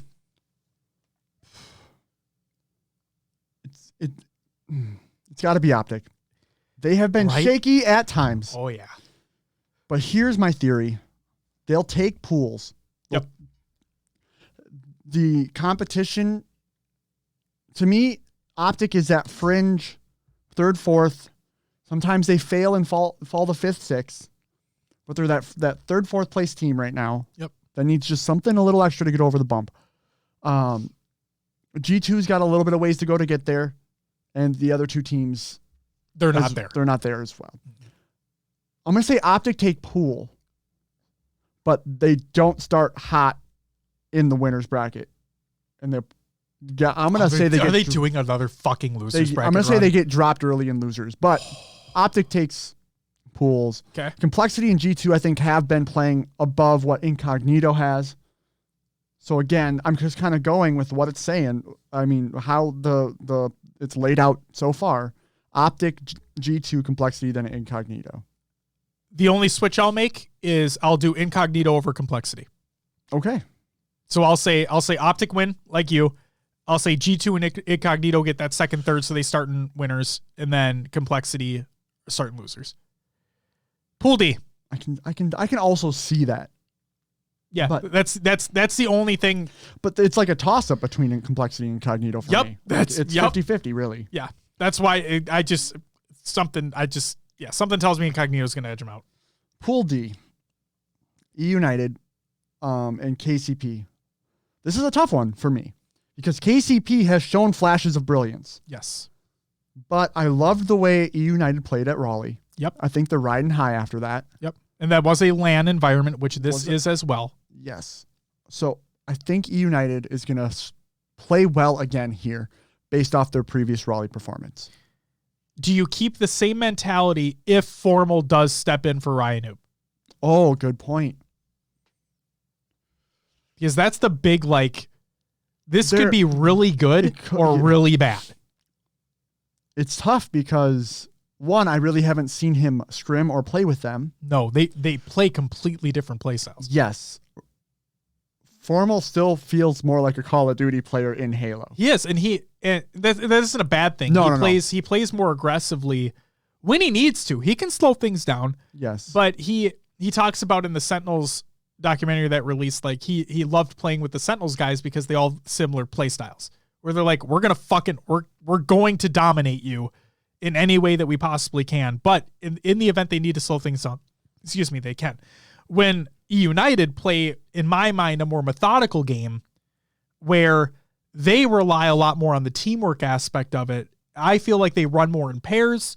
I don't see them being caught out alone very often. So yeah, it's going to be weird. Go ahead. What if, but they are very methodical. What if Formal is like the chaotic element that makes them unpredictable now? You know what I mean? Rhino kind of felt always like that too, with his sneaky fucking ways of getting away from people. But but if you have a hot hand and Formal come in, you don't know. You don't know. So yes, I'm gonna go. Beth is saying kind of on the same lines here. Hot take: as long as their chemistry is good, they could be better with Formal than Ryan Noob. So, I'll say eUnited stays on top. Okay. Pioneers and XSET will take. I'm just kind of following the line here. That's fine. I mean, there's a reason why they're seated the way that they are. And Push and P will be fourth. Okay. So I can see why people consider this the pool of death. Pool D, unironically as well. So I'm going to say based off of consistency, I'm going to put eUnited at the top still. If Formal plays with them, I'm still going to put eUnited at the top. This is where it gets weird because Kratos notwithstanding, jokes aside, I can totally see XSET causing an upset. Okay? If you've been paying attention to these open and pro series events and whatnot, the Anaheim qualifier, whatever it is, if you're paying attention to XSET, they're sneakily getting up there. I'm not talking top four, tournament wise. That's not what I'm talking about. But if there was ever an opportunity for them to really make a statement and prove that, hey, we're here to fight for some spots here, I can push a piece at the bottom. I'm sorry, Push and P. I'm sorry, but you're going to start in losers in my mind. But if there was ever a team in this scenario and I'm saying upset over eUnited. Okay? I think eUnited will win the pool. But if there was ever an opportunity for a team to dethrone them in this pool scenario, I think XSET does it. I really do. I think Pioneers is going to get 2-3 no matter what in this pool, but XSET is that team where it's if eUnited just aren't on the top of their game, I can totally see Kratos and that squad taking the series or two and coming out on top. I can see it. Just watch out for XSET. That's what I'm going to say. Watch out for them the entire tournament. Like I said, my predictions are always wrong, but They've been making moves. All right, so we have our pools completed. Well, let's get into the tournament itself, if you will. Sure. You think Optic get knocked down a peg to losers quickly? I do. I don't think. Okay. I'll just lay out my thoughts here. Please do. It's what it's for. I don't want to go through the whole bracket. That's a little too much for me. But you can't deny the back-to-back. Was there 5 for NA or was there 4? Pro Series events? 5. To back champions in Cloud9. I'm pretty sure there are 5. To me, they're taking it home. They've proven that they're better. They're a step ahead of everyone right now. Cloud9 are going to take the tournament. Yeah. Okay. Cloud9's taking the tournament. Okay. The question to me is, where do those other teams fall?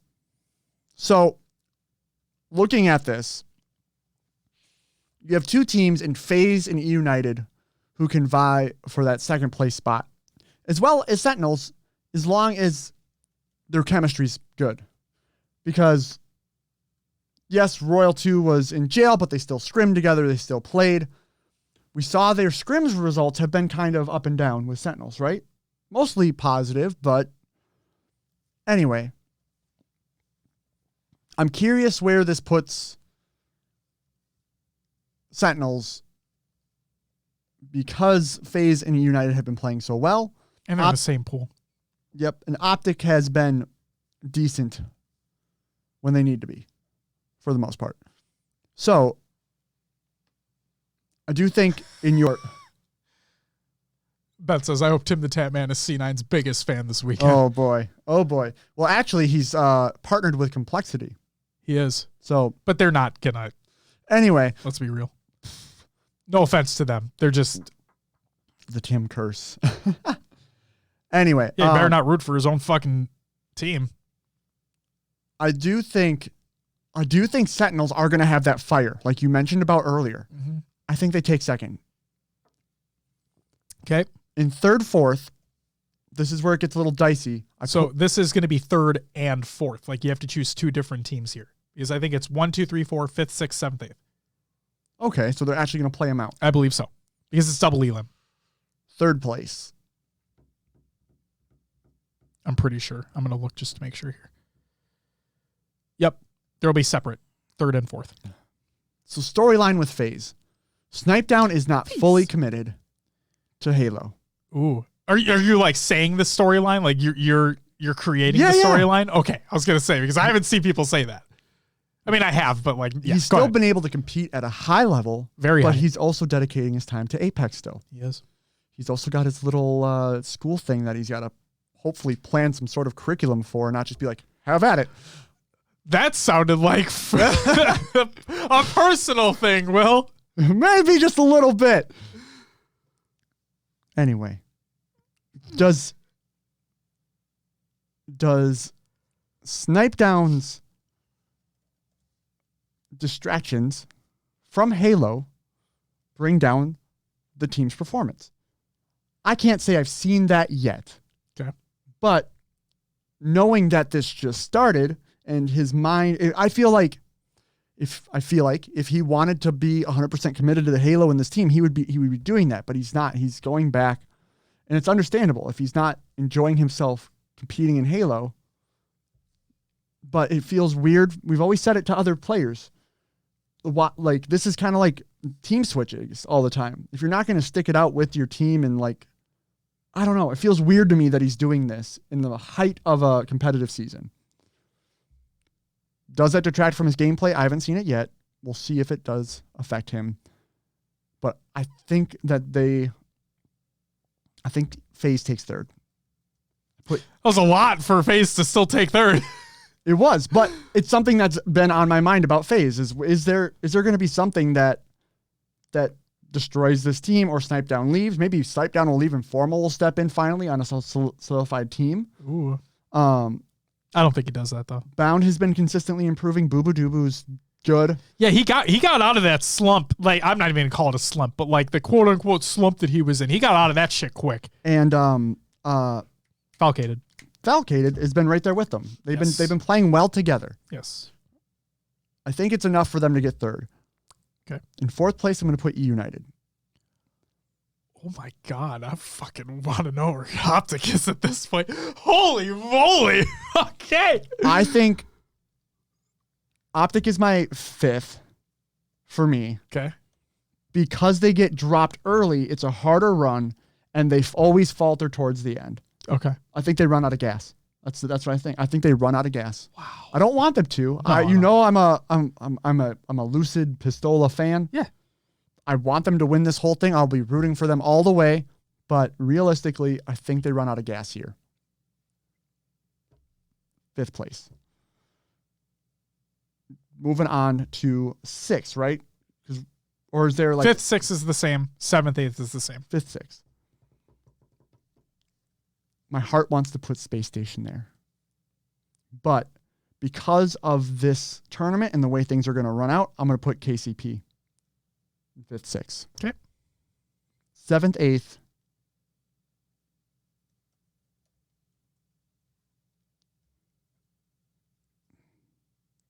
I'm going to put Space Station and XSET. And that's where I'll leave it off.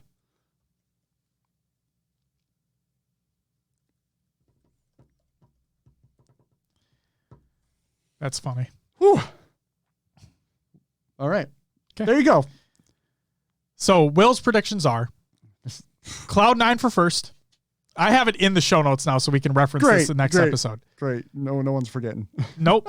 So Will's predictions for Anaheim are in first place, Cloud9, second, Sentinels, third, FaZe, fourth, eUnited, fifth, sixth, Optic and Pioneers, and seventh, eighth, Space Station and XSET. Is that too far out there? Am I? No, it's the second LAN. I don't think anything's too out there. I mean, unless you said like G1's winning the whole event, in which case it'd be like, well, I'm fucking out of your mind. What is Will on today? Like, right? Crazy. Okay. What about yourself? Where do you got things? So that Cloud9 roster is spliced with Penguin. We already know that. So we already know the chemistry is there. But like I said, and like you mentioned, you acknowledged earlier, is that I feel Sentinels are going to come into this event with a fire that we haven't seen in a while. They have their full roster back, and I just feel like when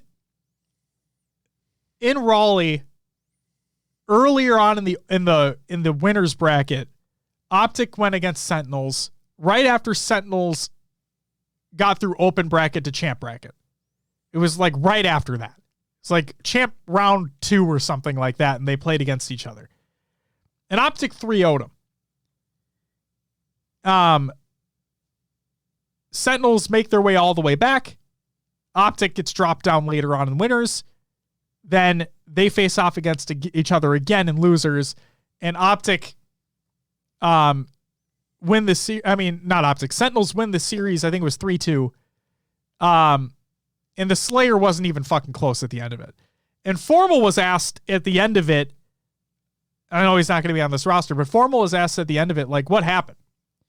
Like, what changed? And he goes, we just weren't ready when we played them before. We were playing AM teams the entire time. We just weren't prepared. We weren't ready for that type of competition. They're a good team. And so then that happened, right? What? No, that comment just brings me back to the whole, like, pros won't scrim against AM teams or outside teams. It's just, they're stuck there forever. Sure, and it does suck. It does suck. And we've talked about it too.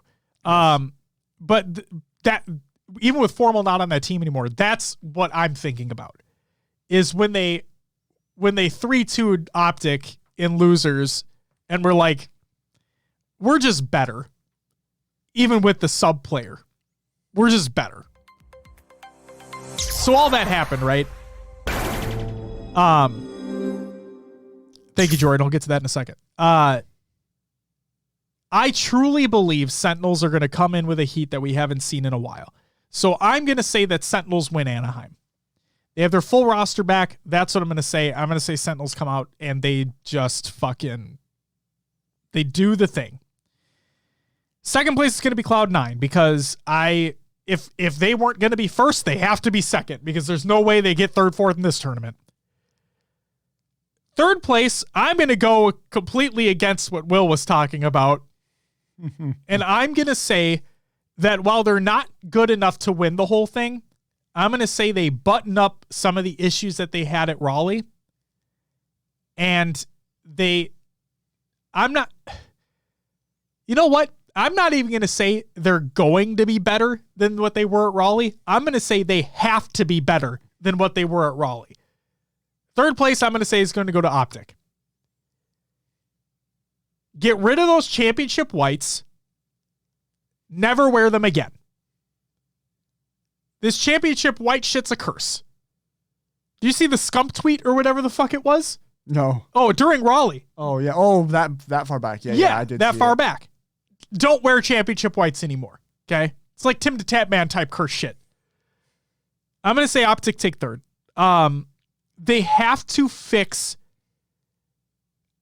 For the record, I wouldn't be surprised if they're at where Will's at with this in 5th, 6th. They have to be better than what they're doing. They have to play more as a team. They're not doing that. They're getting caught out in so many one-on-one fights that they're not winning, and they're just not working together as a team. They need to do better. Their comms are there. They need to execute. That's my problem with them. In 4th place, I'm going to say FaZe. The reason why I'm not putting them in 3rd is because of their communication. If you tune into their streams, you will notice that their comms aren't as on point as they could be. Now, I'm not saying that's not going to change come the event, but just from my perspective, I don't think their comms are at the level of an Optic or higher. I see that. There's been a few times where I've tuned into Snipe Down when he's been scrimming or playing, and he's had to direct Bound, right? Like, Bound's been playing great, but there's times where like he's like, okay, Bound, off a spawn, push, come here, push here, where you should have that set up as a team already. Yes. You know, like those plays, those ideas. And now it's good that he's telling Bound to do that. I'm not discrediting Bound because Bound's been playing great. But if you want to take that next step, you got to have those comms. Right. And the other thing too, not just about having clear comms during gameplay, but I feel as though they maybe get into each other's heads a little bit too much. Like if they lose a game or whatever, they just don't bounce back as hard as they should. So I'm just hoping that they shore that up a little bit. And if they have proper comms, I can see them doing better than 4th. But in their current state, and while they have improved a lot, I still think that just Optic should have the upper hand. But then again, FaZe have had their number. So who's to know? But I'm going to still put FaZe at 4th. In 5th, 6th, I'm going to say eUnited and Pioneers. eUnited could be better than what I have them at, but the reason why I have them there is because of the formal situation. We just don't know what's going to happen. And while the Sentinel squad had practice ahead of Raleigh with formal, eUnited isn't. They don't have as much. And I truly believe in a LAN environment, a lot of that's going to come through in the gameplay if you don't have the strategies practiced and you don't have that chemistry on point. I can see it not going so well for them. But like Will, like you mentioned, he could be the firepower that they need to set him over the top. Who knows? But I'm going to have him at 5th, 6th. And then the other 5th, 6th team I have here is Pioneers to go with Will's prediction as well. I just don't think they've broken into the top 4 yet. I just don't. We're at LAN. Anything can happen, right? Anything can happen, but I just don't see them in that top 4 placing yet. So I'm going to keep them at that 5th, 6th. They are a solid 5th, 6th team as of right now. Who knows? And then 7th, 8th, I'm going to say the same exact prediction as you as Space Station and XSET. XSET, I said, could be that dark horse in Pool D to win the whole thing in Pool D. I I'm saying that it could happen. I don't think it's going to happen. So I think that they get that second, third place in that pool, maybe get dropped down into losers early because they face off against a hot top tier team, and then they don't make it very far in losers. They get that top 8 spot. I think they'll improve overall after this event, but I think they'll get a top 8 spot. And then Space Station, they haven't proven themselves to me yet. They had the bad situation with the formal deal. And like, it's just that a lot of things happen with the roster there. Hopefully things are gelling more now, but again, I only see them as a top 8 team right now. I don't see anything further than that. So yeah, I have Sentinels first, Cloud9 second, Optic third, FaZe fourth, eUnited Pioneers fifth, sixth, and Space Station Exit Like You in 7th and 8th.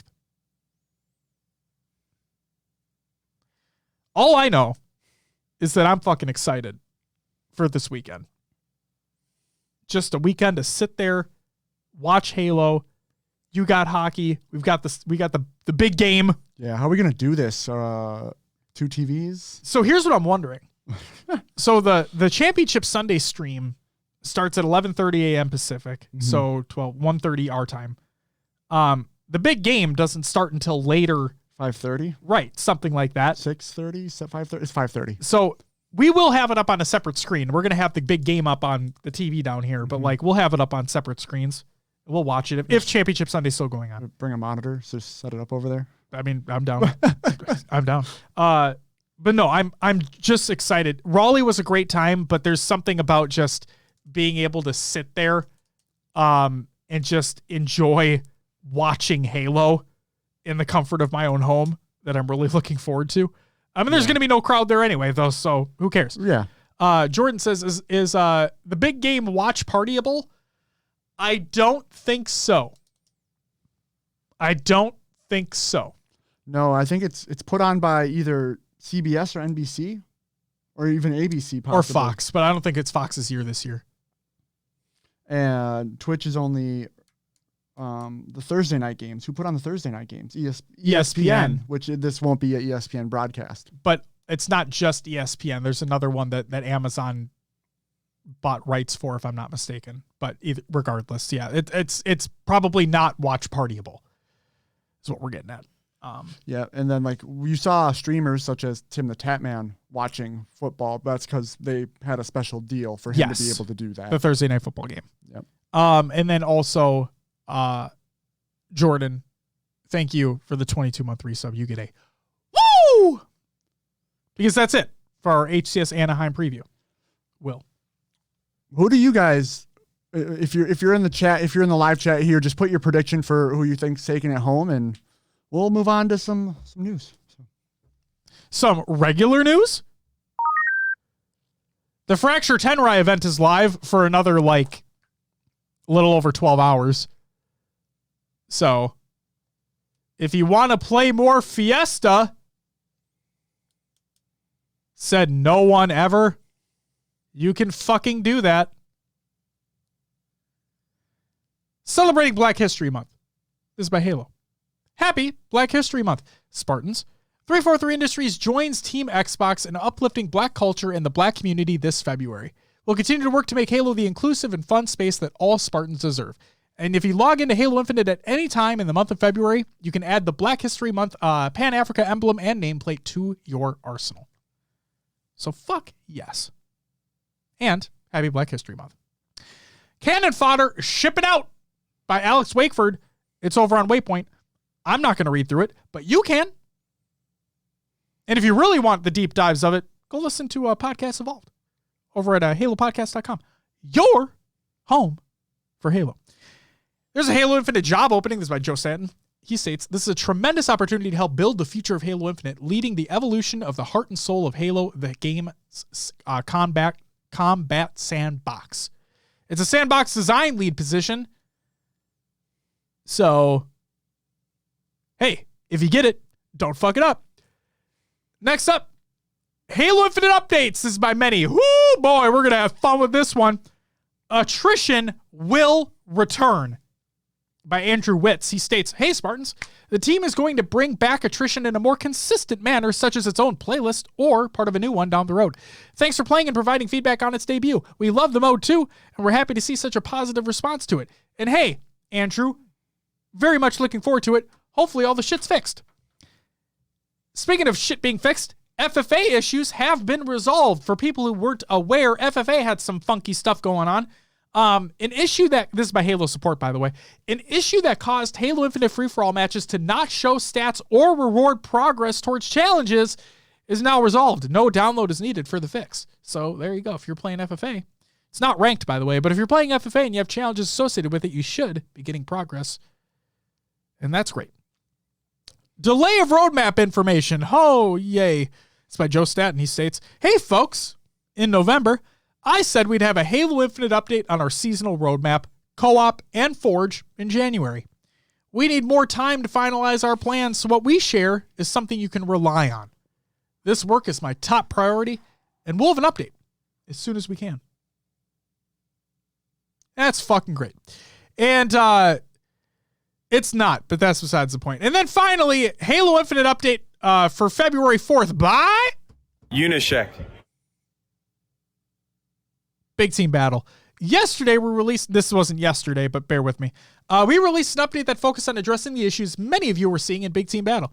It's only been a day, but our data shows that matchmaking success rates have returned to normal. And you know what? I can also say that feels correct. Yes. So, credit where credit is due. It seems like it's fucking fixed now. Combining that with community reports of smooth matchmaking, we're pretty confident in saying that BTB is back, and now better than ever. I wouldn't go that far. Along with this update, we also managed to squeeze in 2 community-requested changes to Big Team Battle itself. 1, when searching with a party, all members of your lobby will be marked appropriately as members of your fire team in the match. We know it's not ideal to end up in a different squad lineup, but for now, even if a player from your party doesn't show up in your intro camera lineup, they'll still appear as part of your fire team throughout the duration of the match. That is good. Yep, agree. Tank beats everything. We've updated the Pelican vehicle deliveries to drop tanks earlier and more often in matches. No. Didn't experience that ever. Earlier in matches, yes, because like it always seemed like when I would get the tank in matches, it would be towards like the last 2 minutes. Now it's like the last 5 minutes. Still not often though. Yeah, and there's usually only one. Yep. There's no like tank v tank battle. Yep. They should spawn them at both bases. Yep. Agreed. And that way, if you control both bases, that's like a power move. And you get both tanks. Look and at then you. Steamroll. And tank beats everything. Tank beats everything. Tank beats everything. Beth says, "Yay, they fixed my least favorite playlist." She says I kid, but Beth, we get it. I agree. But at least they fix it. So there are a few other changes included in this update, which you can read about in our patch notes on the Halo support site. But fuck that. I included it because I'm not going to make you click on a separate link. Join in progress rules have been updated to avoid matching into games which are nearly complete. That's nice. Changes to oddball in both ranked and arena multiplayer playlists. If the score is tied when a round's timer runs out, 1 minute is added back to the timer. If the score is tied at the end of the additional minute, then the round will be declared a tie.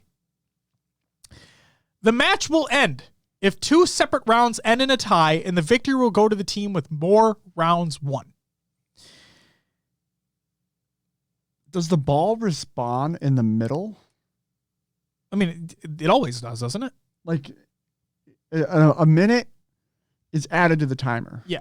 So if you have a setup and you get that last second as it hits 0, and then you go over, I guess it gives the team another chance to break, but like most likely you'd be able to hold for another 30 seconds. Hopefully. Yeah. But then again, I think if the timer rules still apply, then the timer would stop as long as you're holding the ball. Oh, true. I don't know. True. Have to test that shit out. Yeah. I've never seen one go to overtime. So yeah. Other than like the timer stop, like the timer being paused, I haven't either. Yeah. So, Halo Championship Series variant of Free-for-All Slayer has been added to the custom game modes list. Mm-hmm. And then in custom games, changes to free-for-all Slayer, FFA Oddball, Neutral Flag, and Tactical Slayer SWAT. Game options have updated correctly. The other thing I want to say is, SWAT is not in... Or wait, what the fuck was it? There is a custom game option that doesn't exist for a playlist that is in the game. But attrition does. Like, attrition is in custom games, but this I forget what the fuck it is. Wasn't it Tactical Slayer? I think it was SWAT.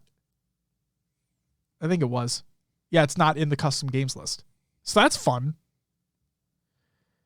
Bot backfill difficulty. Next week, the bot backfill difficulty will be increased from Marine to ODST. This means that when a player leaves and gets replaced by a bot, that bot will now be at the ODST skill level. We hope these ODST bots can help your team out when they drop feet first into your matches, instead of being fucking duds. Yeah, it was bad. Real bad. And ranked matchmaking. We've been keeping a close eye on ranked since launch. The team has been monitoring data, pairing that up with community reports and feedback, and has some updates they'd like to go after during the season. Since we're going to be making some improvements mid-season, we plan on resetting competitive skill ranks, CSR. After implementing these updates and giving everyone a fresh start, we expect to see players get redistributed more accurately. So in other words, shit's fucked. Hopefully it'll be less fucked later. As we get closer, we'll be sure to give everyone a heads up on when exactly they can expect all this to land. If you're close to that next rank, now's the time to go after it. Kevin CoolX asked, is this mid-season update for the mid-February update? And Unishek replied, right now we're tracking the ranked improvements separately from the build update. They could align, but that's not a requirement for one or the other. Each will arrive when they are ready. So yeah, your shit's going to get reset, but hopefully this means that everything is going to be more smoothed out, and people should be where they should be placed. Beth says, so hopefully this means we're getting a ranked FFA list. Praise to all the gods. Here's hoping. Who knows? I'd like for a lot of other playlists to be in the game, but let's wait and see. That's it for the regular news. Con and other games. Watch. It's about damn time. Ranked Play Beta is coming soon. Notice how I said beta. This is my Call of Duty. Prove yourself in Ranked Play Beta. Launching alongside the 2022 Call of Duty League season, expect to begin your ranked journey and play like the pros. Well, hot damn. There you go. CDL opening weekend results. A lot of matches took place. Let's get into them. London Royal Ravens 3-0'd the Florida Mutineers. The Boston Breach 3-2'd the Los Angeles Guerrillas. The Seattle Surge 3-0'd the New York Subliners. Holy fucking moly. Atlanta FaZe 3-2'd Paris Legion. Close one. London Royal Ravens 3-2'd Optic Dallas. Optic got fucking shit on. Seattle Surge 3-2 Toronto Ultra. Seattle Surge 2-0 to start the season. Well, they were shit before. Now they're proving themselves. Los Angeles Guerrillas beating the New York Subliners 3-1. That means the New York Subliners starting out 0-2. Fuck you, Maddie, to start the season off. The Florida Mutineers 3-1 Paris Legion. Atlanta FaZe 3-1 against the LA Thieves. And finally, that's right, the Minnesota Rocker beat Optic Dallas 3-2. That means Optic Dallas is starting out 0-2 as well. And we're starting the season off 1-0, baby. So, felt good to clutch up. It did. I was in formal stream watching him play Halo, but he got on a little COD talk. Ooh, COD talk. And it sounds like the coach, maybe? I don't know. I forget the dude's name. But the guy for Optic Texas, they their team. So they're playing at the Hex quarters. Yeah. Their coach had a separate monitor that was pulling feeds from all 4 monitors into his own monitor. Okay. And sounds like a broadcasting thing, sure. Yep. Turns out the Optic team is saying this was causing lag for their guys. Ooh. And that's why they didn't play well. Ooh. But I'm thinking that pulling those feeds shouldn't be a significant enough lag time. But lag is lag is lag. Lag is in lag. a competitive setting, anything could matter. But that was Optic's decision to have that set up. That's their fault. We'll see if anything changes in the future. But it also it kind of stung a little bit as Rocker coming off that win, and then hearing later in the day we had excuses. So you fucking suck. You lost. Move on. But we'll see. We'll see if they change it up if their performance rebounds. No, obviously I want every team to be the best that they possibly can be. So if that was an actual issue for Optic, then hopefully things get better in the future. It's weird to me that some teams played 2 games and some played 1. Yes. I don't understand it, but who knows? But hey, let's go through the standings real quick, regardless of teams playing either 1 or 2 games. Tied for first, the London Royal Ravens, the Seattle Surge, 2 teams you never would have fucking thought be at the top, and the Atlanta Phase are 2-0 to start off the fucking series. Ravens and Surge are 6-2 in map win-loss, and the Phase are 6-3. Then we have, for top 4, or tied for 4th, we have the Florida Mutineers, LA Gorillas, the Rocker, and the Breach. Breach and Rocker both 1-0. Gorillas and Mutineers 1-1. And then tied for 8th, we have teams you never thought would be here. The Toronto Ultra, the LA Thieves, Optic Texas, Paris Legion, and the New York Subliners. Optic Texas, Legion, and Subliners are all 0-2. Ultra and Thieves are 0-1. Wow! Could be an interesting year. It's spicy! Beth says, somebody had a good point on Optic struggling this year. Don't they struggle every year, Beth? At some point. Yeah. Mentioned how normally Optic starts out hot and then kind of freezes throughout the year. But now with Rambo as the main coach, he's super focused on fundamentals and building on that and get better as the year goes on rather than relying on just pure gun skill at the start. But I didn't watch, so I don't know how they were fundamentally. Well, from what I heard / saw, they could have easily won some games, but they collapsed. So. There's a map, I believe, called Berlin that they're just horrible on. There you go. That's what the casters were basically saying without saying it. Yeah, it's crazy. A lot of these teams you would never have expected to be at the top for the first weekend. The season just started. Yeah, right. It is first weekend. A lot of COD left to be played. Yes. Still crazy to see that, though. It's literally Seattle was one of the worst teams last year, and now, based off one weekend, they are 2-0 to start. London Royal Ravens, same thing. 2-0 to start. Crazy. That's it for COD Another Games Watch. It's time for Will's Adventures with an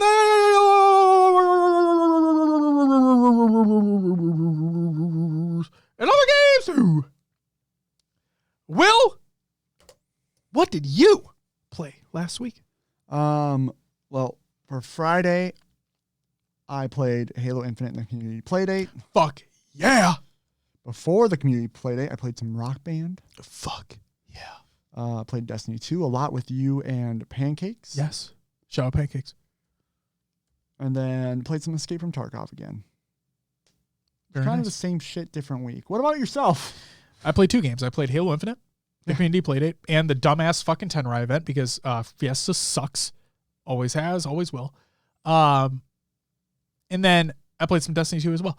We did the Grasp of Avarice dungeon together. Yeah. We come to find out after we finished it that Pancakes was having connecting to Destiny messages pop up, and the reason why he brought that up is because we did the presage or whatever you want to say, the exotic mission to get the dead man's tail, and our games crashed. Not yours, but Pancakes and our games crashed. And then he mentioned that, oh yeah, during the dungeon, I was getting this message all the time, but luckily nothing happened. And then playing a lot of Dares of Eternity because I'm trying to just I want that ship. It's a lot of dares, man. I want the Space Rock. The Space Rock. Yeah. I'm almost ranked 10. So I think I'm up to like 11 or 12 now. Nice. I think it goes, 16? 17? Either way, it's a lot of dares, like you said. A lot of dares. So there's that. That's all I played. All right. Well, let's get into some shoutouts. Shout out to everyone who joined the community playdate. I have a list. The list is, what are you looking at? The time. Oh, the time. The list is Shot, High Tech Redneck, The Respectful Issue, Bunny Triggers, Risky Drew, D Pancakes, Goalie Sniper, and Intimidator 363. And Dom, a special shout out to you, because he wanted to get the party bus achievement. It's one of the achievements he was missing. Yeah. And Dom and I worked together, and he messaged me on Slack, and he's like, are you ever gonna, like, when are we gonna try to go for this achievement in BTB? And I'm like, well, dude, I literally do a community playdate every week, or try to, and BTB is supposedly fixed now. So if we just get a group going, we could easily do it. Sure as shit, second game, all of us on spawn found a Razorback. It was on Fragmentation, I think. And we just all, like, not helping at all our team win the game, just focused on everybody getting the achievement. It was just really funny, and it was a fun time. So yeah, we got the achievement. It was great. Shout out to everyone who followed and subbed during the live show. We have a fucking lot. So shout out to Norin Leths, Prez, Meek Jitsu, Stipset, The Voster, Chicker Turns 617, Raider Hater, oh god, XRXD347HX, whatever the fuck that is, Christian Rams Walk 18, Violet Hayes, and Sean is elsewhere, although Sean is here.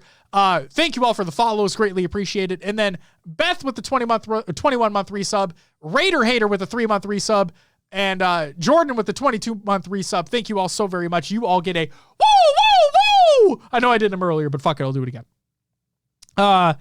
Congratulations to Matt Klein on his 2-year anniversary with 343 in Microsoft. Happy belated birthday to Bound.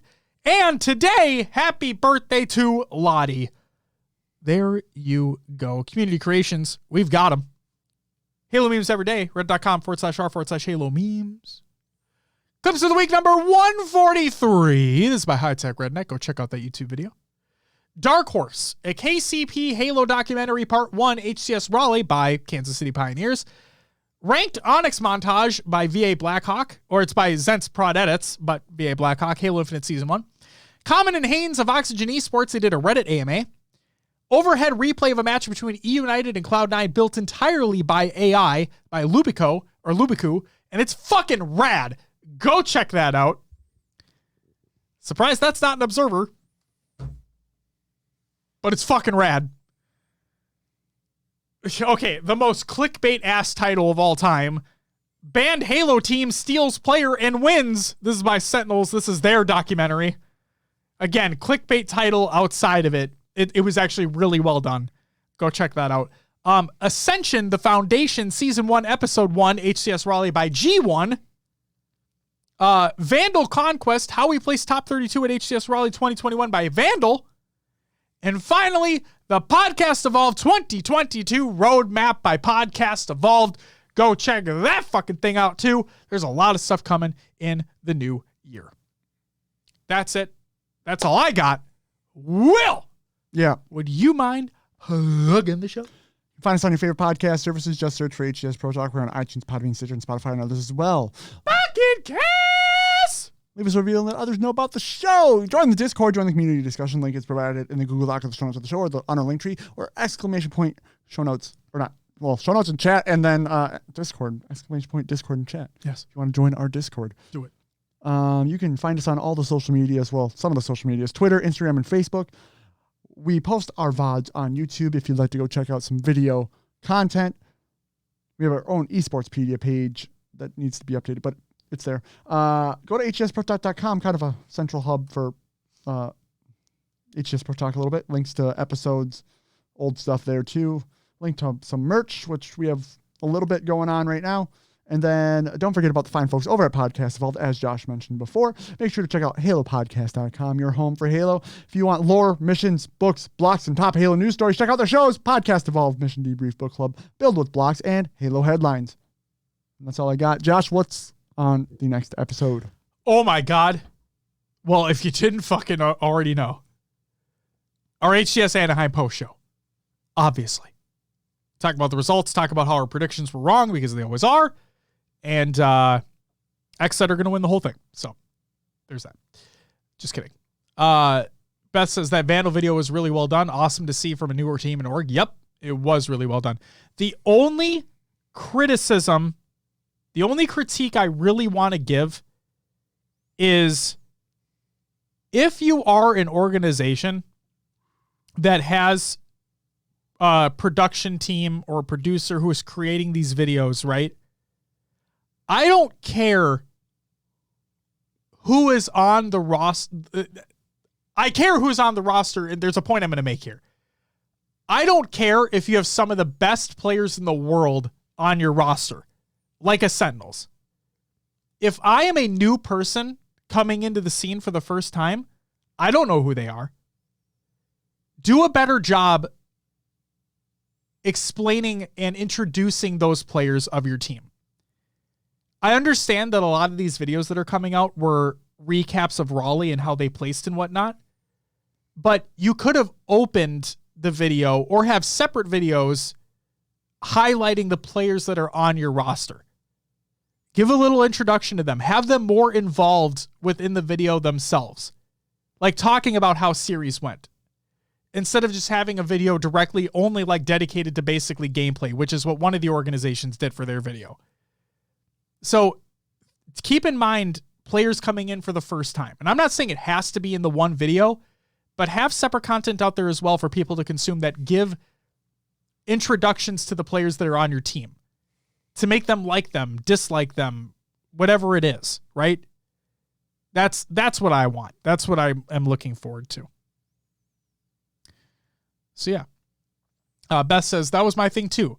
Like, I don't think they even really labeled them when they were showing the headshots of the players, so I didn't know who was who. Exactly. Yeah. So, like, Vandal, Sentinels, I don't care who you are, right? Highlight the players that are on your team. Have them sit down, give themselves personal introductions. And, yeah, that's what I'd like. So, yeah, like Will said, or like Will asked, what was on the next episode? The next episode is our HCS Anaheim post show. So we're going to talk about all that shit. Looking forward to it. Guys, that's going to do it. Jesus, I burped. Whew. That's going to do it for episode 221 of HCS Pro Talk. If you're watching live, thank you all so very much for being here. Greatly appreciated. Thank you all so much for the brand new follows and subs. Awesome. Love it. Love to see you. If you're listening to the audio version of the show, or you're watching the VOD, thank you as well. Taking the time out of your day, week, month, year, whatever it is, to listen, watch, consume the content. It's greatly appreciated as well. Seriously mean that. We hope you guys enjoyed. We'll be back next week to talk about the results of the second ever Infinite LAN. This time for North America only, HCS Anaheim. But until then,